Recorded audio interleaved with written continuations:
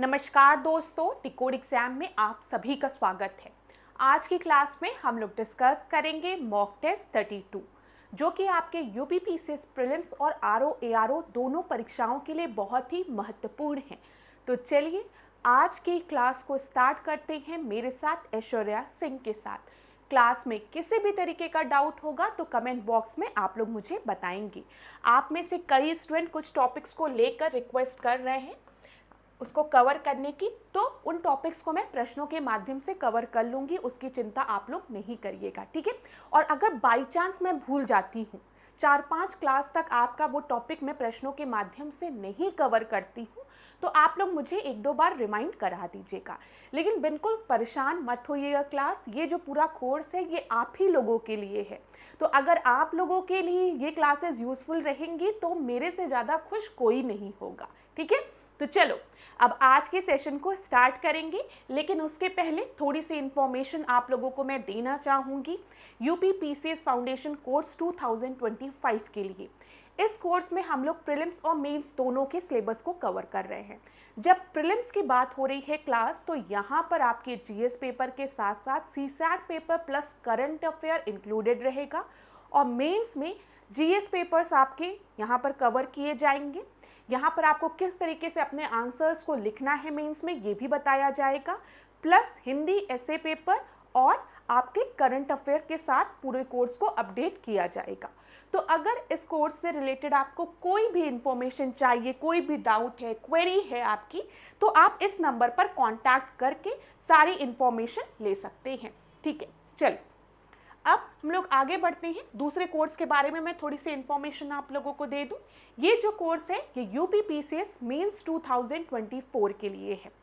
इस कोर्स में जीएस के जो सिलेबस है उसको वेरियस टॉपिक्स में डिवाइड किया गया है, और हर टॉपिक से रिलेटेड 5 प्रश्न आपको ऐसे दिए जाते हैं जिसके के आंसर्स आप खुद लिखकर हमें सेंड करते हैं, और हमारे यहाँ की फैकल्टी उसको चेक करके आपको फीडबैक देती है। प्लस 5 क्वेश्चन ऐसे होते हैं जिसके के आंसर्स कोचिंग द्वारा मॉडल आंसर्स आपको प्रोवाइड किए जाते हैं। तो हर टॉपिक से रिलेटेड आपके पास 10 प्रश्न हो जाते हैं। तो रिवीजन के लिए क्वेश्चन के माध्यम से ये बहुत ही अच्छा कोर्स है। अगर आपको इस कोर्स से रिलेटेड कोई भी इंफॉर्मेशन चाहिए, मन में कोई डाउट है, क्वेरी है, तो इस नंबर पर आप कॉन्टैक्ट कर सकते हैं। चलिए अब आज की क्लास का हम अपना पहला प्रश्न देखते हैं। आज की क्लास में हम लोग आधुनिक भारत से रिलेटेड प्रश्नों को देखेंगे। ध्यानपूर्वक सुनिएगा सारे प्रश्नों को और सॉल्व करने का प्रयास करिएगा। और क्या काम करते हो, मैं तो भूल ही गई कि क्लास के स्टार्टिंग में ही लिस्ट ऑफ सिलेक्टेड कैंडिडेट अपने नोटबुक में हेडिंग डालो और उस लिस्ट ऑफ सिलेक्टेड कैंडिडेट में अपना नाम लिखो, ठीक है। रोज ये काम करो क्लास, इससे आपके अंदर ना सकारात्मक ऊर्जा भरेगी। साथ ही साथ ऐसा नहीं सकारात्मक ऊर्जा लेकर बैठे रहो, पढ़ने का भी जोश आएगा। आप में से कई स्टूडेंट ऐसे हैं जो कि पढ़ने में तेज हैं, जो कि एग्ज़ाम क्वालिफाई कर सकते हैं। उनके पेरेंट्स को उन पर विश्वास है, ठीक है, उनके जो रिलेटिव्स हैं उनको उन पर विश्वास है, लेकिन उनको खुद पर ही नहीं विश्वास है। और जब तक आपको अपने खुद पर विश्वास नहीं होगा, अपने पे विश्वास नहीं होगा, ठीक है, तब तक आप किसी भी परीक्षा में उत्तीर्ण नहीं हो पाओगे। तो सबसे पहले क्या, अपने आप को एक पॉजिटिव एनर्जी से भरो और रोज सोचो कि मेरा नाम तो सिलेक्टेड कैंडिडेट में होगा, और जो भी अपनी ड्रीम जॉब है उस ड्रीम जॉब को भी अपने नाम के सामने लिख लो। अब बस यहीं पर आपको ये नहीं करना कि आज का काम हो गया, चलो किताब बंद करो, बाहर मार्केट घूमने चलते, नहीं। अब इसके बाद अपनी पढ़ाई स्टार्ट करो। आज का जो भी टारगेट है, आज आपने जो भी सब्जेक्ट डिसाइड किए हैं पढ़ने को, उन सारे सब्जेक्ट्स को पढ़ो क्लास, और रिवीजन करते रहो। रिवीजन बहुत ज़रूरी है। मैं फिर कहूँगी, सब पढ़ के एक जगह रख देने से कुछ नहीं होगा। आपको चीज़ों को 2 बार, 3 बार, 4 बार एग्जाम में अपीयर होने के पहले रिवाइज करना चाहिए, ठीक है। और अभी आपके पास समय है तो पढ़ो जल्दी जल्दी। यहाँ पर अब ध्यान दो, हम पहले प्रश्न को देखते हैं, और मेरे जितने भी सिलेक्टेड कैंडिडेट हैं, चलो इस प्रश्न का उत्तर दो। मुझे पता है आप ही लोगों का सिलेक्शन होगा, जो अच्छे से पढ़ेगा उसका सिलेक्शन ज़रूर होगा। तो अब मैं मान के चल रही हूँ कि मेरे स्टूडेंट सेलेक्ट होने वाले हैं। तो यहाँ पर देखो, निम्न युग्मों में से कौन सा एक सही सुमेलित नहीं है? 1998 का प्रश्न है, आपको लग रहा होगा महत्वपूर्ण नहीं है, लेकिन परीक्षा के लिए महत्वपूर्ण है, ध्यान से सुनना।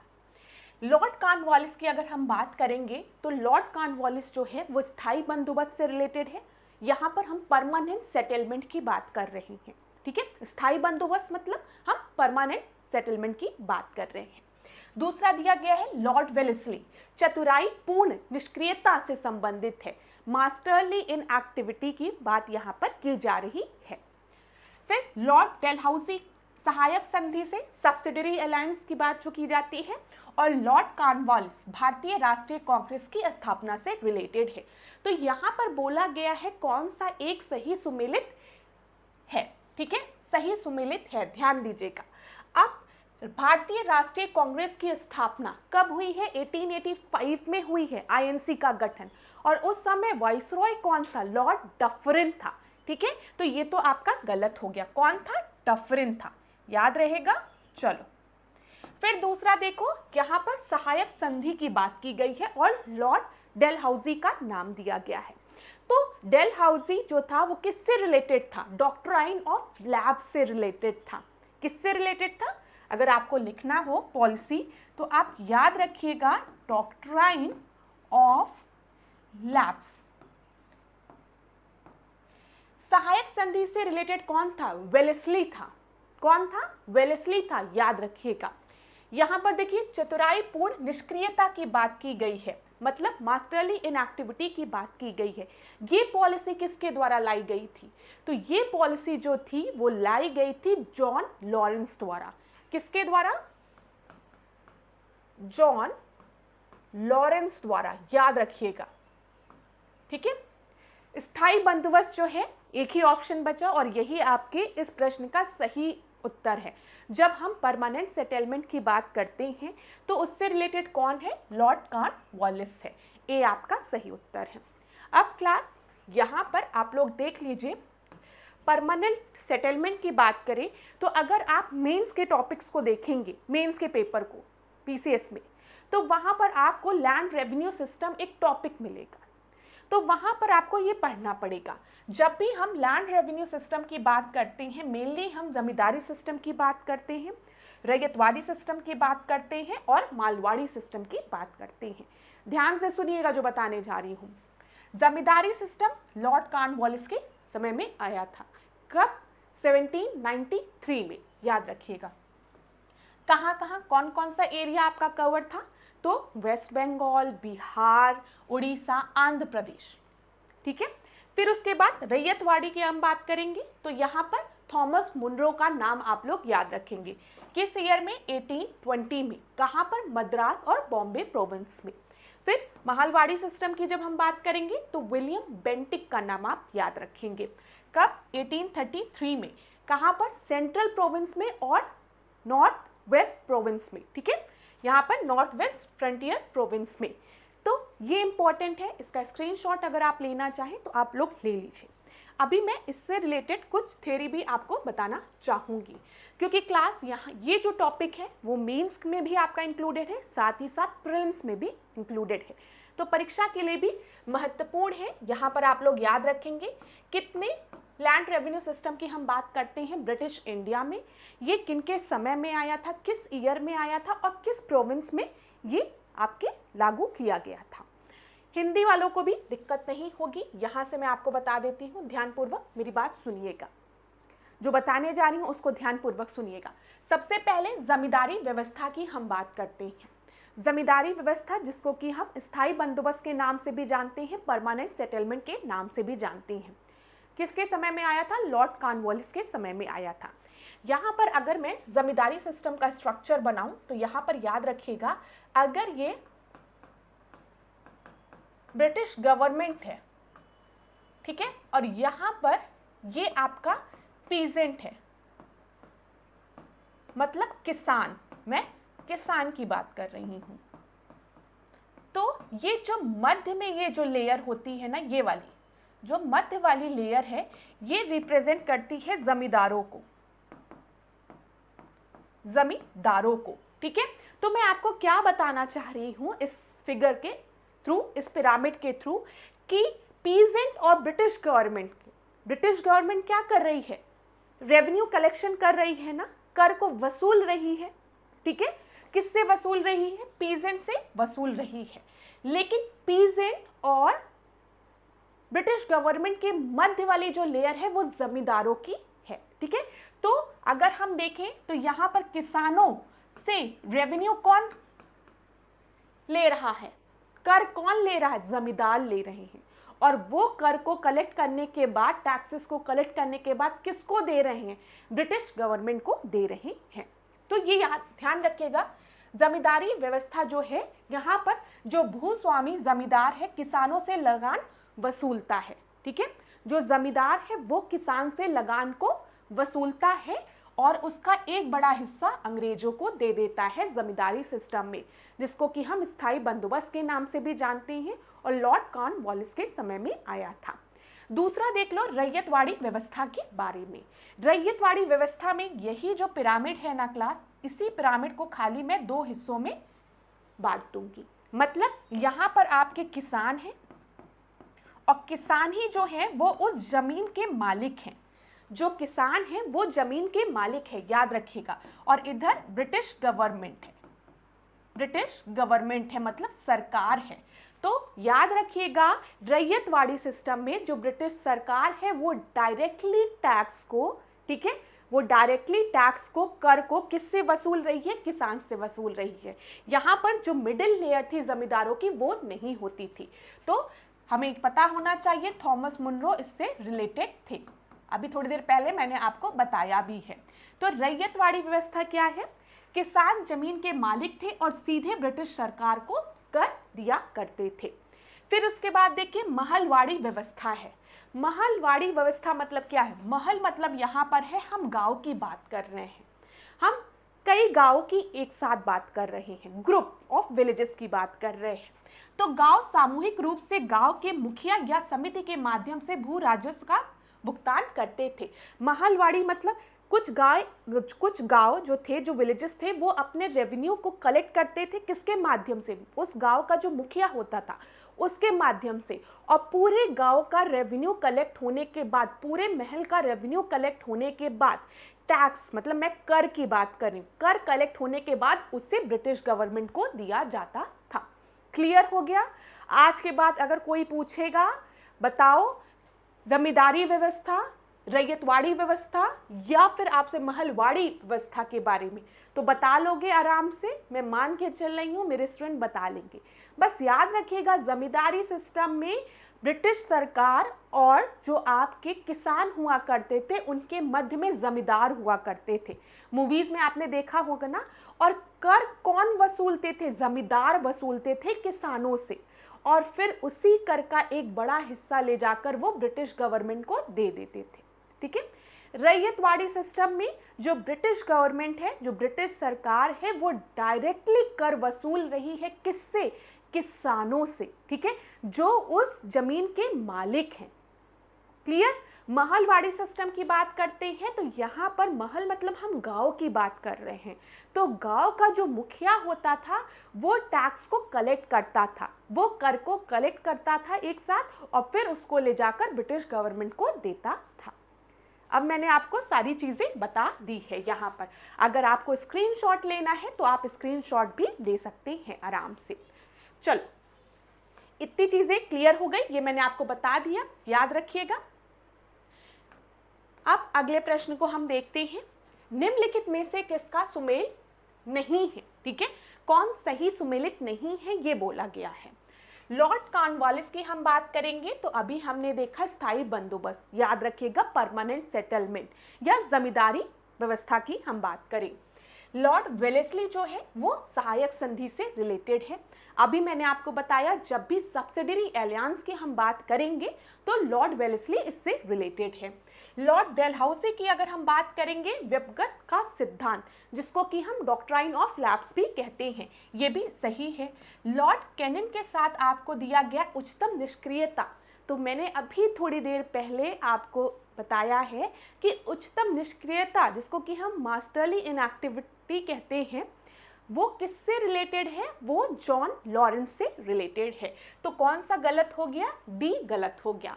अब मेरे स्टूडेंट के दिमाग में आ रहा होगा एक प्रश्न कि मैम थोड़ा बता दीजिए कि मास्टरली इनएक्टिविटी थी क्या ना, ये प्रश्न आ रहा होगा। लेकिन उसके पहले आप इन दोनों प्रश्नों को ध्यान से देखिए और मैं आपको उत्तर देती हूँ। अफगानिस्तान के प्रति एक जोश भरी उग्र फॉरवर्ड नीति का अनुसरण करने वाला गवर्नर जनरल कौन था? तो फॉरवर्ड पॉलिसी जो कि किसके लिए लाई गई थी? अफगानिस्तान के प्रति एक जोश भरी पॉलिसी थी, फॉरवर्ड पॉलिसी। ये किसके द्वारा लाई गई थी? मिंटो द्वारा नहीं, एलिंगन द्वारा नहीं, डफरिन द्वारा नहीं, लॉर्ड लिटन द्वारा। ठीक है, ये आईएएस प्रीलिम्स 1999 में पूछा गया प्रश्न है। दूसरा प्रश्न देखिएगा, अफगानिस्तान के प्रति आक्रामक नीति किस वाइसरॉय ने अपनाई थी? उसी आक्रामक नीति को हम क्या कहते हैं? Forward policy. याद रखिएगा, किसके लिए लाई गई थी? अफगानिस्तान के लिए लाई गई थी। किस वाइसरॉय द्वारा लाई गई थी? तो आप बताएंगे लॉर्ड लिटन द्वारा। तो यहाँ पर आपका सही उत्तर क्या हो जाएगा? बी। अब देखिए, ये आईएएस प्रीलिम्स 1999 में पूछा गया प्रश्न है, ये बिहार पीसीएस 2019 में पूछा गया प्रश्न है। हो सकता है आपके आने वाली परीक्षा में भी पूछ लिया जाए। अब जो मैं आपको बताने जा रही हूँ उसको आप लोग ध्यानपूर्वक सुनेंगे। 18, ध्यान दीजिएगा क्लास, अगर आपको नोट करना है तो आप नोट भी करते हुए चलिए जो बता रही हूँ। 1876 के टाइम की जब हम बात करेंगे तो इस समय लॉर्ड लिटन था, याद रखिएगा आप। ठीक है, और इसने अफगानिस्तान के खिलाफ एक नीति लेकर आया था जो कि फॉरवर्ड पॉलिसी, जिसको कि हम कहते हैं, ये याद रखिएगा। अब इसी फॉरवर्ड पॉलिसी को जॉन लॉरेंस ने खत्म किया था। जॉन लॉरेंस ने खत्म किया था। और वो कौन सी पॉलिसी लेकर आते हैं? तो वो लेकर आते हैं मास्टरली इनएक्टिविटी, मतलब हम अफगानिस्तान में असक्रिय हो जाएंगे, सक्रिय नहीं, असक्रिय हो जाएंगे उन इस मैटर को लेकर। समझ में आया? तो देखिए, 1876 में लिटन के वाइसरॉय बनकर आने पर अफगानिस्तान के प्रति अपनाई गई नीति में परिवर्तन आया। कुशल आक्रमणता की नीति के स्थान पर अग्रगामी नीति का अनुसरण होने लगा। तो यहाँ पर ये याद रखिएगा। तो ये फॉरवर्ड पॉलिसी थी। और जॉन लॉरेंस की बात हम जब करेंगे तो यहाँ पर हम मास्टरली इनएक्टिविटी की बात करेंगे। क्लियर है क्लास? चलो, अब आने वाले अगले प्रश्न को आप लोग देखिए, यहाँ पर ध्यान से देखिएगा क्या दिया गया है। दोनों अफगानिस्तान को ही लेकर है, ये भी याद रखिएगा, बस नाम याद रखिएगा। जब फॉरवर्ड पॉलिसी की बात आएगी तो आप लोग बताएंगे लिटन का नाम। जब मास्टरली इनएक्टिविटी की बात आएगी, जिसको कि हिंदी में, रुकिए मैं आपको बता दूं, अभी मैंने आप लोगों को थोड़ी देर पहले बताया है, उच्चतम निष्क्रियता की जब भी बात आएगी तो आप किसकी बात कर देंगे? जॉन लॉरेंस की बात कर देंगे। ठीक है, ये बस आपको याद रखना है। चलो अगला प्रश्न देखते हैं। भारत में अंग्रेजों के समय में प्रथम जनगणना कब हुई थी? पूछा गया है। अंग्रेजों के समय में प्रथम जनगणना कब हुई थी? ये यूपी पीसीएस प्रीलिम्स 2000 में और लोअर सबऑर्डिनेट 2004 में पूछा गया है। और अभी रिसेंट में भी ये प्रश्न किसी परीक्षा में पूछा गया है। तो याद रखिएगा, अगर आपसे पूछा जाएगा कि भारत में अंग्रेजों के समय प्रथम जनगणना कब हुई थी, तो आप बताएंगे किसके समय? लॉर्ड मेयो के कार्यकाल में। ठीक है, लेकिन अगर रेगुलर सेंसस की बात करेगा, यहाँ पर हम सेंसस की बात कर रहे हैं ना, हम जनगणना की बात कर रहे हैं, तो याद रखिएगा लॉर्ड मेयो के समय स्टार्ट हुई थी। लेकिन अगर हम एक सिस्टमैटिक सेंसस की बात करें, नियमित जनगणना की बात करें, तो वो किसके समय में स्टार्ट हुई थी? लॉर्ड रिपन के समय में। क्या बताओगे? लॉर्ड रिपन के समय में। ठीक है, क्लियर क्लास? तो देख लो, 1872 में अगर हम देखेंगे तो लॉर्ड मेयो के समय प्रथम जनगणना हुई थी। ठीक है, किंतु लॉर्ड रिपन के काल में नियमित जनगणना 1881 में शुरू हुई। ये याद रखिएगा, इंपॉर्टेंट है। ईयर भी 1881 में रेगुलर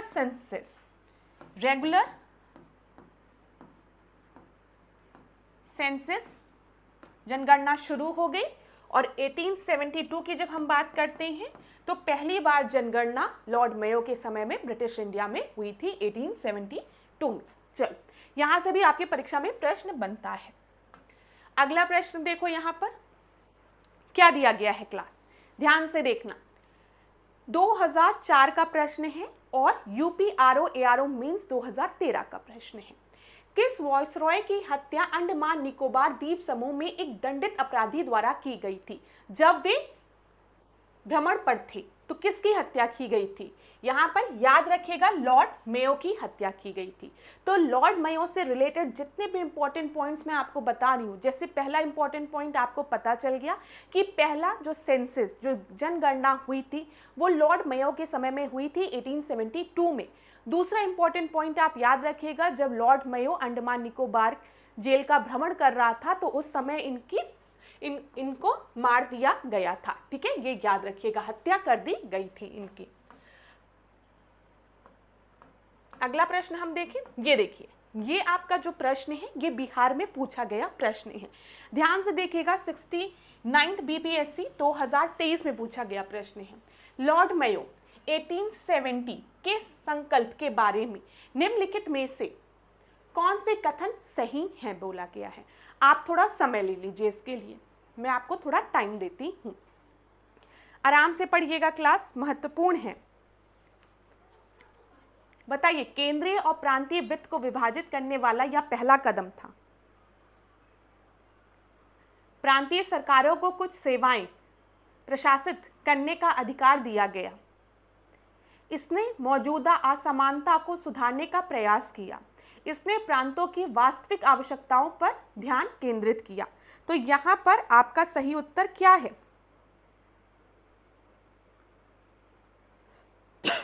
बताइए सही उत्तर क्या है क्लास?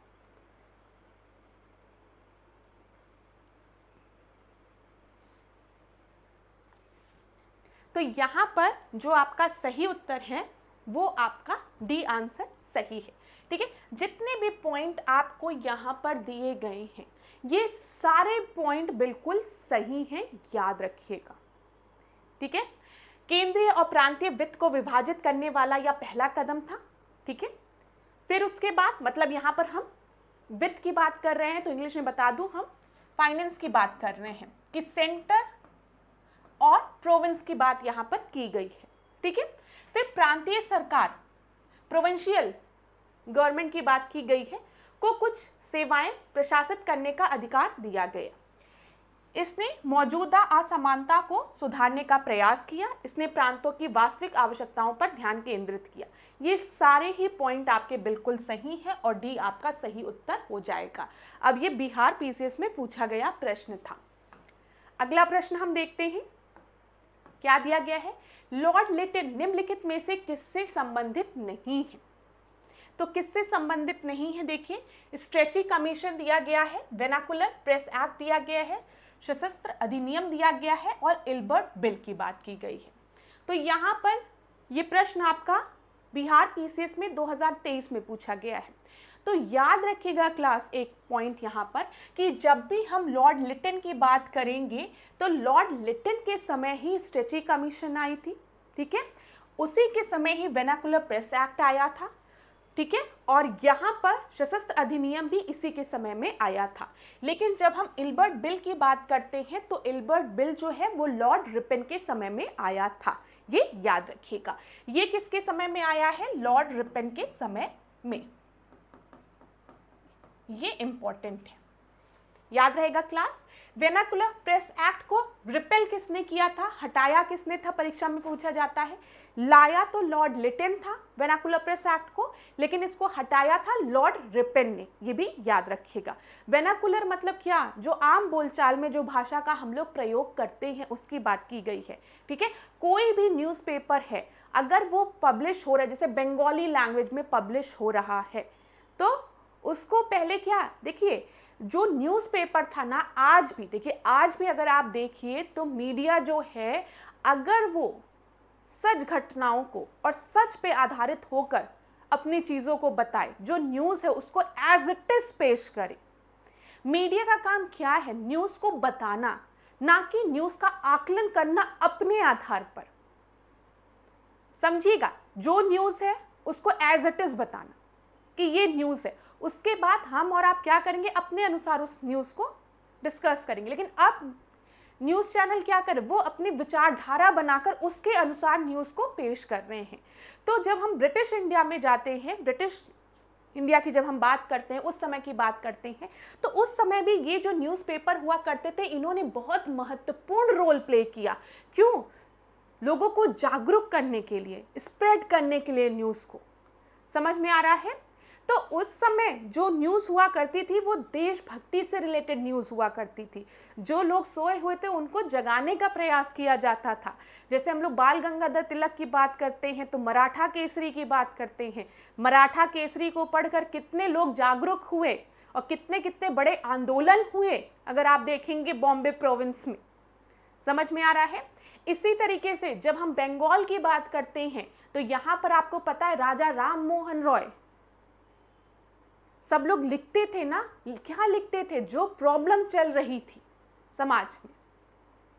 तो यहाँ पर आपका जो सही उत्तर है, ध्यान दीजिएगा, वो है इल्बर्ट बिल। अभी हम इस पे ज़्यादा चर्चा नहीं करेंगे क्योंकि मुझे मैक्सिमम क्वेश्चन आपसे कवर करवाना है। अब इल्बर्ट बिल क्या था, इससे रिलेटेड एक प्रश्न आप लोग देख लीजिए ताकि क्लियर हो जाए। ये तो आपको क्लियर है कि जो इल्बर्ट बिल है वो लॉर्ड रिपन के समय में आया है, लेकिन ये बिल किस चीज़ से रिलेटेड था, ये आपसे आईएएस प्रीलिम्स 2013 में पूछा गया प्रश्न है। एक मिनट क्लास, ये क्या हुआ? ठीक है, ध्यान दीजिएगा यहाँ पर। तो ये किससे रिलेटेड प्रश्न है?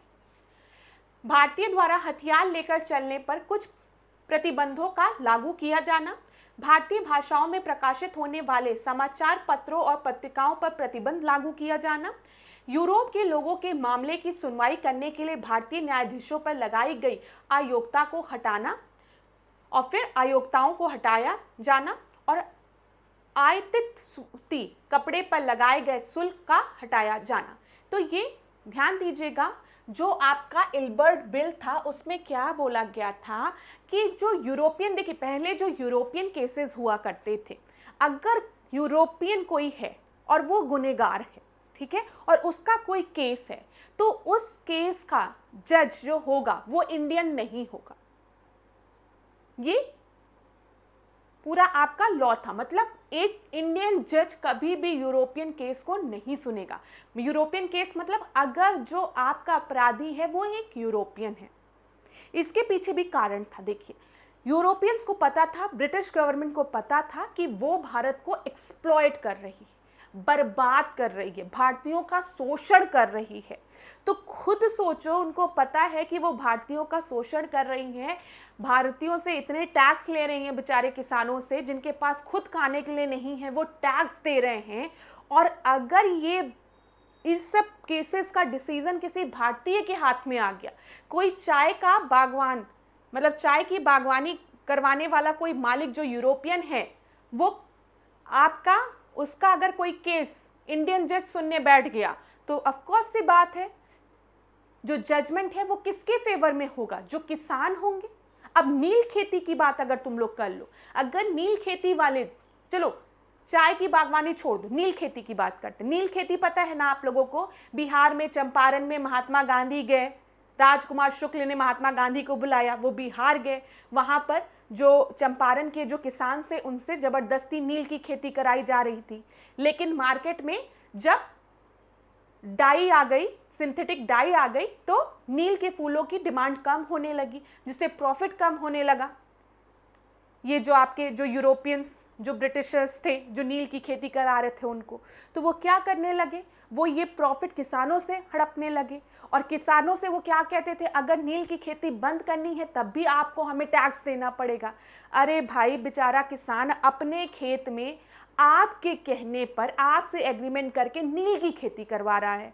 अब अगर आपको लॉस हो रहा है तो आप वो लॉस किसान से कैसे ले सकते हैं? आप नील की खेती खुद बंद करवाओ। और अगर किसान आपसे कह रहा है कि भाई अब नील की खेती को बंद करते हैं और अनाज की खेती शुरू करते, तो आप कह रहे हो टैक्स दो। तो ये तो कुछ समझ ही में नहीं आ रहा है। सबको समझ में आ रहा है कि बेचारे किसान का शोषण हो रहा है। तो अगर यही सेम केस सोचो, किसी इंडियन जज के पास चला गया और सामने कटघरे में एक यूरोपियन खड़ा है, तो ऑफ कोर्स सी बात है इंडियन जज अपने किसानों के प्रति क्या देगा, एक सही जजमेंट देगा। और ये बात कहीं ना कहीं यूरोपियंस को, ब्रिटिश सरकार को पता थी, इसीलिए उन्होंने हमेशा क्या बात कही, उन्होंने कहा कि कभी भी अगर कोई यूरोपियन कन्विक्ट है, ठीक है, अगर कोई यूरोपियन अपराधी है, गोरा कोई अपराधी है, ठीक है, तो उस केस में जज कभी भी एक भारतीय नहीं होगा। और इल्बर्ट बिल में इसी के अगेंस्ट एक जजमेंट लाई गई थी। उसमें बोला गया था अगर कोई भारतीय इतना योग्य है, वो क्वालिफाई करता है जज बनने के लिए, तो वो एक यूरोपियन के केस को भी क्या कर सकता है, सुन सकता है। और इल्बर्ट बिल के समय वाइसरॉय कौन था, लॉर्ड रिपेन था। अगर आप देखेंगे लॉर्ड रिपेन के समय लोकल सेल्फ गवर्नमेंट आया, ठीक है, ये याद रखिएगा। आज हम लोग पंचायती राज इंस्टीट्यूशन की बात करते हैं ना, हम लोग बात करते हैं तो पूछा जाता है ना, who is regarded as a father of local self government, तो हम किसकी बात करते हैं, लॉर्ड रिपेन की बात करते हैं। इल्बर्ट बिल भी लॉर्ड रिपेन के समय में ही आया था। लॉर्ड रिपेन ने ही वेनाकुलर प्रेस एक्ट को क्या किया था, खत्म किया था। तो कुछ अच्छे काम लॉर्ड रिपेन ने किया था। ये इल्बर्ट बिल उसी के समय पेश किया गया था जिसमें बोला गया था यूरोप के लोगों के मामले की सुनवाई करने के लिए भारतीय न्यायाधीशों पर लगाई गई अयोग्यताओं को हटाया जाना चाहिए। ठीक है, अगर कोई भी यूरोप के लोग हैं, कोई भी यूरोपियन है, उसकी भी केस की सुनवाई एक इंडियन जज कर सकता है अगर वो जज है तो, ठीक है, अगर वो उतना क्वालिफाई है तो। इसमें ये नहीं देखा जाएगा कि यूरोपियन मामला है तो इंडियन जज नहीं बैठेगा वहां पर। चलो, अब इसका विरोध भी बहुत हुआ था, इसका विरोध बहुत ही हुआ था इल्बर्ट बिल का। यूरोपियंस जो थे, ठीक है, उन्होंने बहुत इसका विरोध किया था क्योंकि उनको पता था कि अगर इंडियन जज बैठ जाएगा तो जो फैसला होगा उनके खिलाफ ही होगा।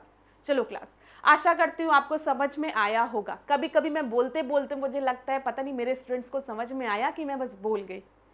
तो कहीं पर भी अगर आपको डाउट हो ना तो आप लोग मुझे कमेंट बॉक्स में बता दिया करना।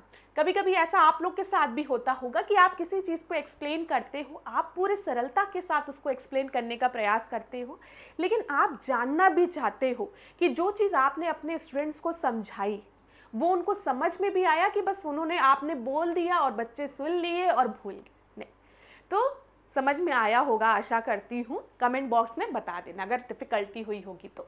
भारत में उपनिवेशी शासन के संदर्भ में 1883 में पारित इल्बर्ट बिल का क्या उद्देश्य था?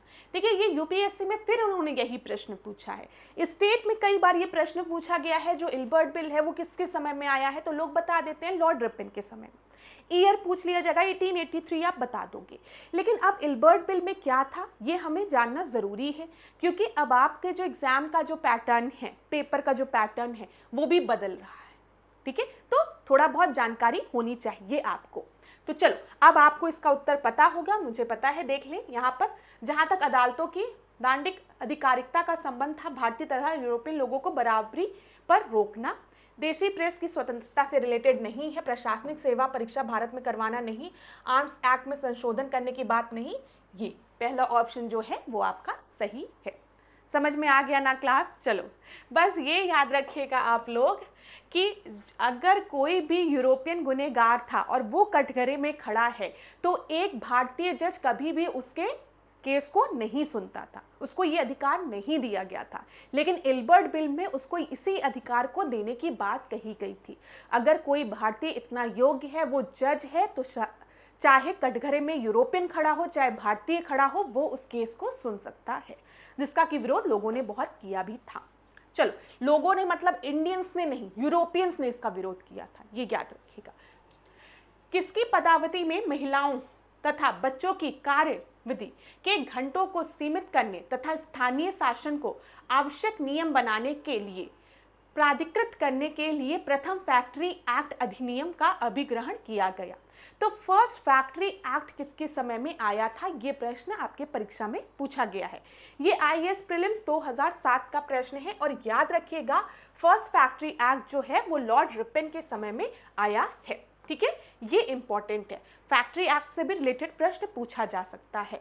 तो अभी तक जब मैंने लॉर्ड रिपन की बात की तो मैंने आपको बताया हम लोकल सेल्फ गवर्नमेंट की जब बात करेंगे तो father of local self government के नाम से हम किसे जानते हैं, ठीक है, तो हम किसे जानते हैं, हम लॉर्ड रिपन को जानते हैं। जब हम इल्बर्ट बिल की बात करेंगे तब किसको याद करेंगे, लॉर्ड रिपन को याद करेंगे। जब वेनाकुलर प्रेस एक्ट को खत्म करने की बात आएगी, रिपेल करने की बात आएगी, तो किसकी बात आएगी, लॉर्ड रिपन की बात आएगी। फर्स्ट फैक्ट्री एक्ट की बात आएगी तो लॉर्ड रिपन की बात आएगी, याद रखिएगा। ये चीज क्लियर है। अब देखिए, इस अधिनियम के तहत 7 वर्ष से कम उम्र के बच्चों की फैक्ट्रियों में काम करने पर रोक लगा दी गई थी। जो बच्चे फैक्ट्रियों में काम कर रहे हैं, अगर उनकी उम्र 7 साल से कम है तो वो फैक्ट्रियों में काम नहीं कर सकते हैं। एवं 7 से 12 वर्ष के बच्चों की कार्य अवधि जो थी प्रतिदिन 9 घंटे तथा महीने में 4 दिन की छुट्टी का प्रावधान किया गया था। तो जो लॉज थे ना, जो प्रोविजंस थे, उसको इन्होंने थोड़ा लिबरल किया था कि अगर बच्चा 7 साल से कम है तो वो फैक्ट्री में काम कर ही नहीं सकता है, और अगर बच्चा जो है वो 7 साल से 12 वर्ष की आयु का है तो बच्चे की जो कार्य अवधि है, ठीक है, प्रतिदिन वो 9 घंटे से ज़्यादा नहीं हो सकती है तथा महीने में उसे 4 छुट्टियां मिलना भी अनिवार्य है। याद रखिएगा, परीक्षा के लिए महत्वपूर्ण प्रश्न है ये। अगला प्रश्न देखिए, ये 2017 में पूछा गया प्रश्न है। ध्यान दीजिएगा क्लास, क्या बोला गया है यहाँ पर। फैक्ट्री एक्ट 1881 के औद्योगिक कामगारों की मजदूरी नियत करने के लिए और कामगारों को मजदूर संघ बनाने देने की दृष्टि से पारित किया गया था फर्स्ट फैक्ट्री एक्ट। अभी आपने नोटिस किया होगा कि फर्स्ट फैक्ट्री एक्ट में कहीं पर भी मैंने मजदूरों की बात नहीं की है, मेनली यहाँ पर महिलाओं और बच्चों की बात की गई थी।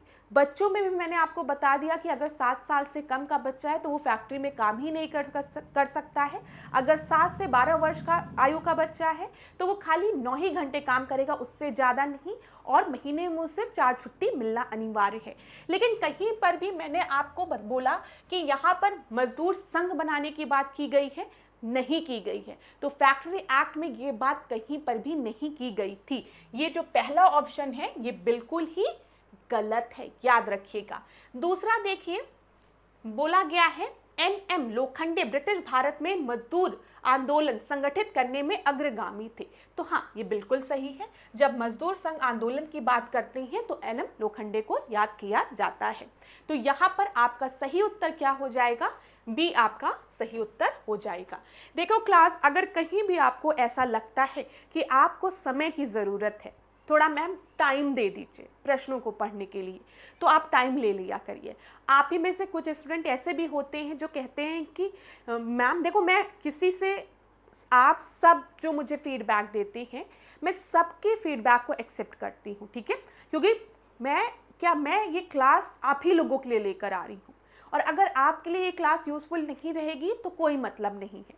तो कुछ स्टूडेंट्स को, 1-2 स्टूडेंट्स को शिकायत भी रहती है कि मैम आप एक्सप्लेन बहुत कर देती हैं, ठीक है, उतनी देर में आप 6, 7, 8 मिनट में आप एक ही प्रश्न को आपने कराया, लेकिन आप क्लास समझो, 6-7 मिनट का अगर मैंने समय लिया किसी प्रश्न को समझाने के लिए, तो उस एक्सप्लेनेशन में ही कितने और प्रश्न आपकी परीक्षा में बन जाएंगे, ये भी आप सोचिए ना।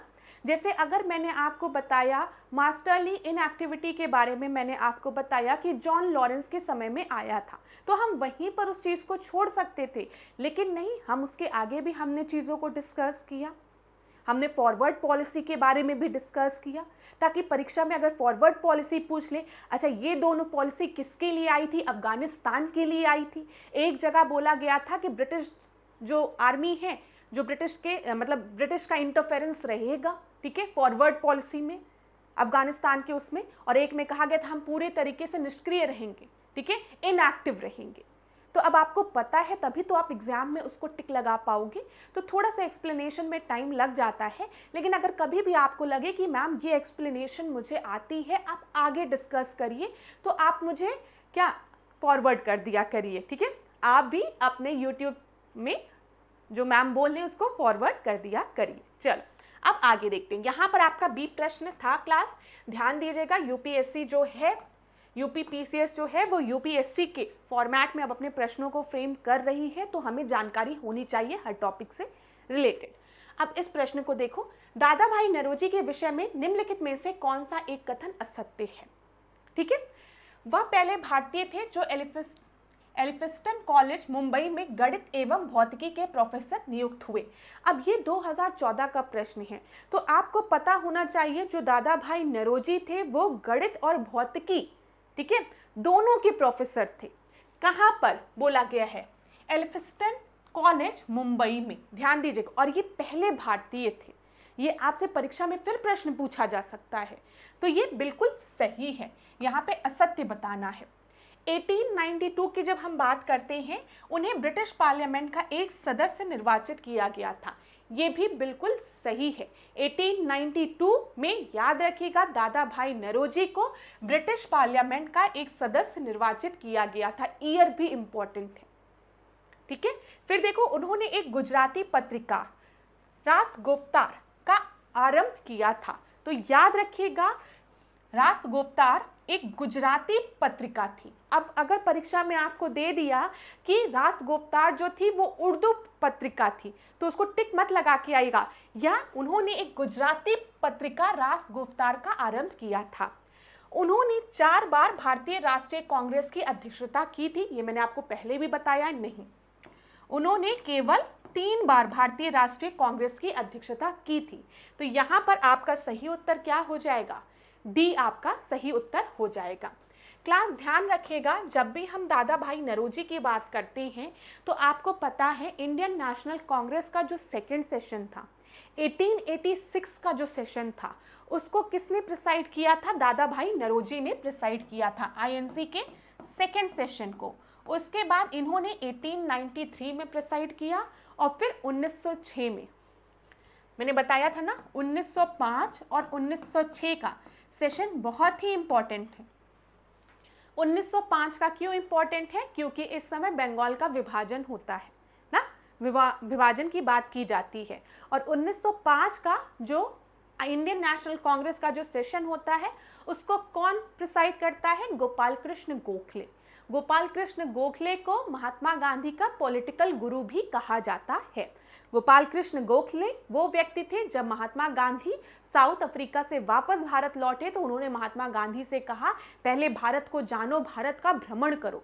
और आपको पता है महात्मा गांधी ने भी कहा कि मैं किसी भी पॉलिटिकल पार्टी से अभी नहीं जुड़ूंगा, ठीक है, जो मेरे सत्याग्रह अहिंसा को मानेगा मैं उसके साथ जुड़ूंगा। बाद में महात्मा गांधी आईएनसी से जुड़ते हैं। चलो फिर 1906 की अगर हम बात करें तो आपको पता है 1906 वाला जो सेशन है वो ग्रैंड ओल्ड मैन ने प्रिसाइड किया है, दादा भाई नौरोजी ने। याद रखिएगा, दोनों ही सेशन बहुत इंपॉर्टेंट हैं क्लास आपके परीक्षा के लिए। अगला प्रश्न हम देखें, महात्मा गांधी के राजनीतिक जीवन की निम्नलिखित घटनाओं का कालक्रम क्या है, आपको बताना है यहाँ पर। तो देखिए, सबसे पहले चंपारण दिया है, अहमदाबाद मिल हड़ताल, खेड़ा और असहयोग आंदोलन। चंपारण के बारे में मैंने आपको कई बार बताया है, अब मेरे स्टूडेंट्स को याद भी हो गया होगा। तो चलो बताओ, चंपारण कब हुआ है? 1917 में हुआ है। कहाँ पर है चंपारण? बिहार है में, ठीक है। यहाँ पर ये नील खेती की बात हम कहते हैं, जिसको कि हम 3 कटिया सिस्टम भी कहते हैं। कटिया मीन्स क्या बोला गया है कि कटिया जो आपका एरिया है जो लैंड का, ठीक है, उसमें से 3/20 हिस्से में नील की खेती की बात की गई थी। किसानों ने जो नील के जो व्यापारी थे उनसे ये एक एग्रीमेंट साइन किया था, और ये बहुत पहले की बात है, 10-12 साल पहले की नहीं है। जब यूरोपियन ट्रेडर्स भारत में आए तो वही ट्रेडर्स ने जो चंपारण के जो किसान थे उनके साथ एग्रीमेंट या कुछ साइन किया होगा कि आप अपने लैंड के 3/20 हिस्से में क्या करेंगे? नील की खेती करेंगे। उसके बाद जो हिस्सा बचता है उसमें आपको जो खेती करनी है आप करिए। किसान भी करते थे ठीक है। लेकिन दिक्कत कब आई, जब सिंथेटिक डाई की डिमांड मार्केट में बढ़ने लगी, तो अब नील के फूलों की जो डिमांड थी, जो नेचुरल डाई थी, उसकी डिमांड जो थी वो घटने लगी। अब जो यूरोपियन ट्रेडर्स थे, जो व्यापारी थे, जो यहाँ से नील की खेती कराकर दूसरी जगह मार्केट में बेच रहे थे, उनको लॉस होने लगा, ठीक है। और ये लॉस वो किससे हथियाने लगे, वहाँ के किसानों से।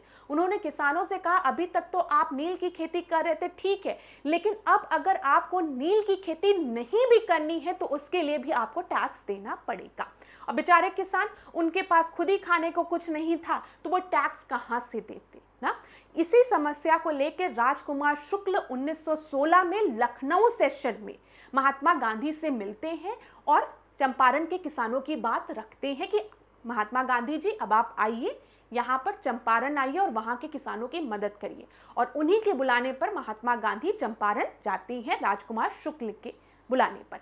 याद रखिएगा, सारे पॉइंट से प्रश्न बन सकता है। किसके बुलाने पर, राजकुमार शुक्ल के बुलाने पर। किस ईयर में, 1917 में, ठीक है। 3 कटिया सिस्टम किसको कहते हैं हम लोग, नील की खेती जो कराई जाती थी, इसी को हम चंपारण सत्याग्रह में ही हम 3 कटिया सिस्टम की बात करते हैं, ठीक है। ये सारे प्रश्न आपके परीक्षा में बन सकते हैं, ये इंपॉर्टेंट है जो भी चीजें मैं आपको बता रही हूँ। दूसरा देखो, अहमदाबाद मिल केस की बात करेंगे तो 1918 और खेड़ा भी 1918, लेकिन अहमदाबाद मिल हड़ताल जो थी वो पहले हुई थी। आपको पता है, पहले जो मिल के जो वर्कर्स थे उनको बोनस दिया जाता था, ठीक है, प्लेग बोनस उनको मिलता था प्लेग फैलने के कारण। लेकिन अब प्लेग खत्म होने के बाद जो मिल का ओनर था उसने प्लेग बोनस को वापस लेने की बात की। तो जो वहाँ के जो वर्कर्स थे उन्होंने इसके प्रति क्या दिखाया, उन्होंने कहा कि नहीं, आप प्लेग बोनस मत वापस लीजिए क्योंकि महंगाई बहुत ज़्यादा बढ़ गई है। असंतोष जताया, उन्होंने कहा कि महंगाई बहुत ज़्यादा बढ़ गई है, अगर आप जो बोनस हमको दे रहे थे आप उसको वापस ले लेंगे तो हम लोगों का जीवन यापन नहीं हो पाएगा, क्योंकि वर्ल्ड वॉर 1 का समय चल रहा है और वर्ल्ड वॉर चलने की वजह से महंगाई बढ़ती जा रही है। तो जो वर्कर्स थे वो इसी बोनस के या फिर अपनी सैलरी को बढ़ाने की बात कर रहे थे। ऐसे थोड़ा बहुत रखिए आप लोग इंफॉर्मेशन इसके बारे में। लेकिन मिल ओनर जो था वो उसके लिए राजी नहीं हो रहा था। तो बाद में मैंने आपको बताया है कि यहाँ पर महात्मा गांधी आते हैं और पहली बार वो भूख हड़ताल कब करते हैं, अहमदाबाद मिल हड़ताल में। वो वहाँ के जो मिल के जो वर्कर्स थे उनसे कहते हैं कि हम लोग हड़ताल करेंगे, भूख हड़ताल करेंगे, ठीक है। और वो भूख हड़ताल यहीं पर करते हैं और बाद में जब महात्मा गांधी पहुँचे हैं तो चीज़ें शॉर्ट आउट हो ही जाएगी। खेड़ा सत्याग्रह मैंने आपको बताया ही है, इसके बारे में भी। खेड़ा गुजरात में था, ठीक है। यहाँ पर किसान जो थे, यहाँ पर देखिए जो किसान थे वो क्यों परेशान थे, एक तो भुखमरी फैली हुई है, दूसरा उपज अच्छी नहीं हुई है, ठीक है, और तीसरा जो ये ब्रिटिश गवर्नमेंट के जो ऑफिसर्स हैं वो जबरदस्ती टैक्स को बढ़ाने की बात किए जा रहे हैं। एक कमीशन आया था खेड़ा में जो कि क्या कर रहा था, इवैल्यूएट कर रहा था वहां पे कि कितना प्रोडक्शन हुआ है, उसी के अनुसार टैक्स लेने की बात होती थी। तो उसने अपने जो डॉक्यूमेंट थे उसमें क्या दिखा दिया कि प्रोडक्शन अच्छा हुआ है, टैक्स को बढ़ाया जा सकता है, टैक्स लिया जा सकता है, लेकिन एकदम गलत बात वो लिख के गया। बेचारे किसान जानते थे कि इस बार तो कुछ उपज ही नहीं हुई है, उपज नहीं हुई है, भूखमरी है, ठीक है, सूखा भी पड़ा हुआ है। तो इस केस में क्या होना चाहिए, इस केस में तो उनका टैक्स माफ होना चाहिए, लेकिन यहाँ पर तो टैक्स माफ करने की बात ही नहीं की जा रही है, उल्टा टैक्स को बढ़ाने की बात की जा रही है। तो इसी चीज को लेकर खेड़ा सत्याग्रह था, ठीक है, याद रखिएगा, जिसमें महात्मा गांधी के साथ वल्लभ भाई पटेल थे और फिर महात्मा गांधी भी खेड़ा सत्याग्रह को ज्वाइन करते हैं। असहयोग आंदोलन तो आपको पता है 1920 का समय है। तो अब अरेंज करो तो सबसे पहले चंपारण सत्याग्रह हुआ है, ठीक है, उसके बाद अहमदाबाद मिल हड़ताल, फिर खेड़ा और फिर चौथा आपका असहयोग आंदोलन। बी आपका सही उत्तर है क्लास।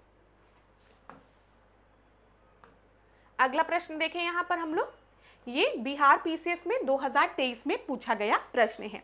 ध्यान से देखिएगा क्या बोला गया है। निम्नलिखित में से किस आंदोलन में महात्मा गांधी ने भूख हड़ताल को हथियार के रूप में सर्वप्रथम प्रयोग किया था? अभी मैंने आपको बताया कि सबसे पहले महात्मा गांधी ने भूख हड़ताल कहां पर की थी? अहमदाबाद में। ठीक है, तो यहां पर अहमदाबाद हड़ताल में, सी आपका सही उत्तर है।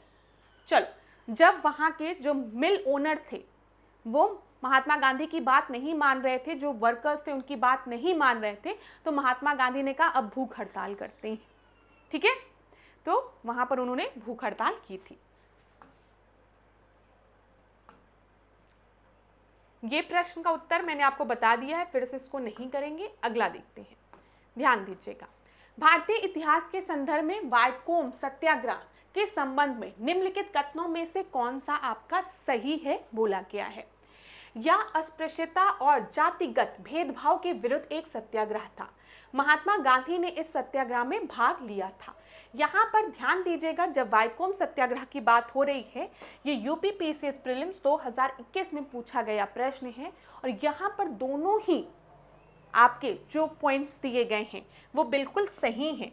महात्मा गांधी ने इस सत्याग्रह में प्रत्यक्ष रूप से नहीं लेकिन अप्रत्यक्ष रूप से इसका सपोर्ट किया था, भाग लिया था। तो यहाँ पर आपका सी सही उत्तर है। देखिए, केरल के हिंदू समाज में अस्पृश्यता तथा जातिगत भेदभाव के विरुद्ध तत्कालीन त्रावणकोर में एक सामाजिक विरोध प्रदर्शन का आयोजन हुआ, जिसे वाइकोम सत्याग्रह के नाम से भी जानते हैं। इस ईयर याद रख लीजिएगा, 1924-25 का समय है ये। ठीक है, यद्यपि गांधी जी ने इस आंदोलन में प्रत्यक्ष रूप से भाग नहीं लिया था, लेकिन उनका निर्देशन एवं समर्थन इस आंदोलन को प्राप्त था।